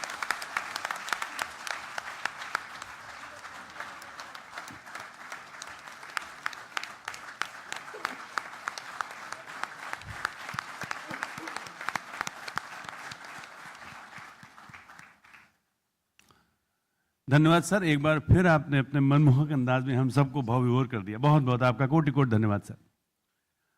Now I would request Shri Rajpal Yadav, honourable vice president ITAT Chandigarh zone, to kindly extend a vote of thanks.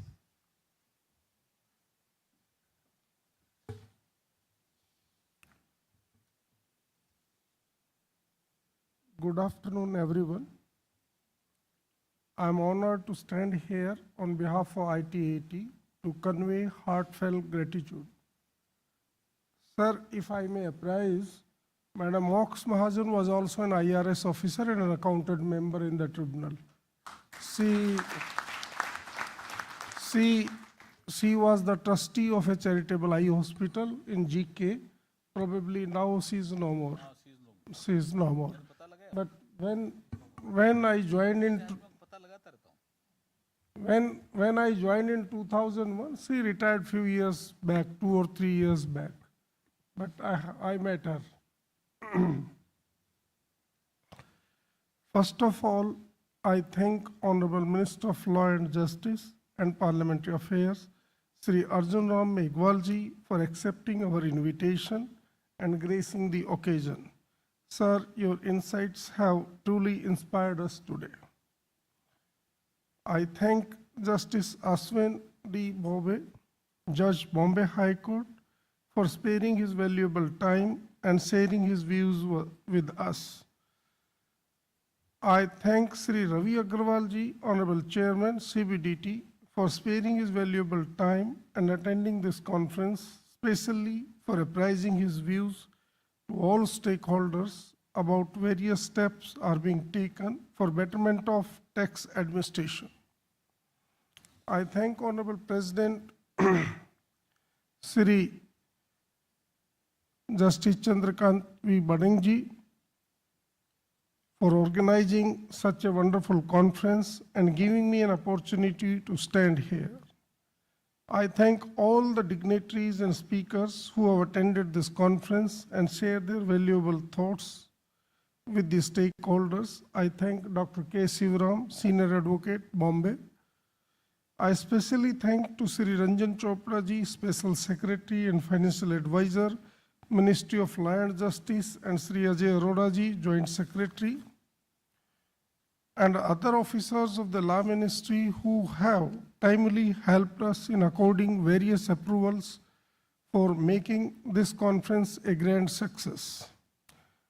I especially express deepest gratitude to everyone who has planned this conference and organized in such a nice manner, namely Sri Amit Shukla ji, Prashant Maharishi ji, Madam Binna Pillai, Anubhav Sharma ji, other private secretaries, staff members, and of course all the honorable vice presidents who have convened different meetings for looking after various aspects of this conference. I thank to the office bearers of the bar associations and chartered accountants for sparing their valuable times and attending this conference. I also thank to the department representatives who have spared their valuable time and attended this conference. I also thank to all my colleagues who have come here and attended this.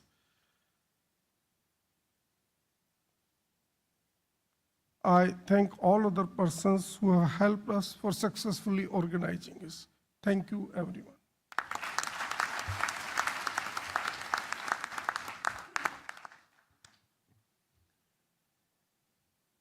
Thank you very much, sir. May I now request distinguished guests on and off the stage, ladies and gentlemen, to kindly rise for the national anthem.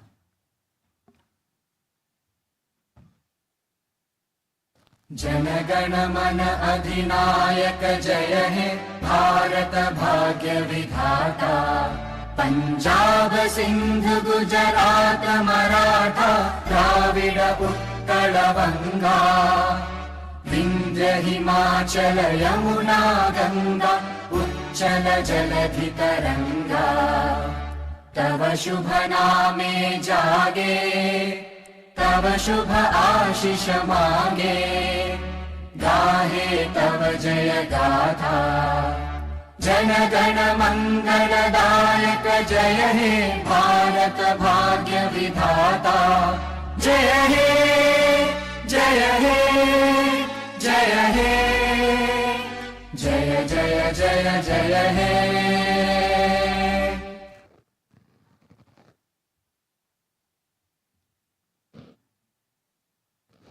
Thank you, everyone. We may all now proceed for the lunch outside. Thank you.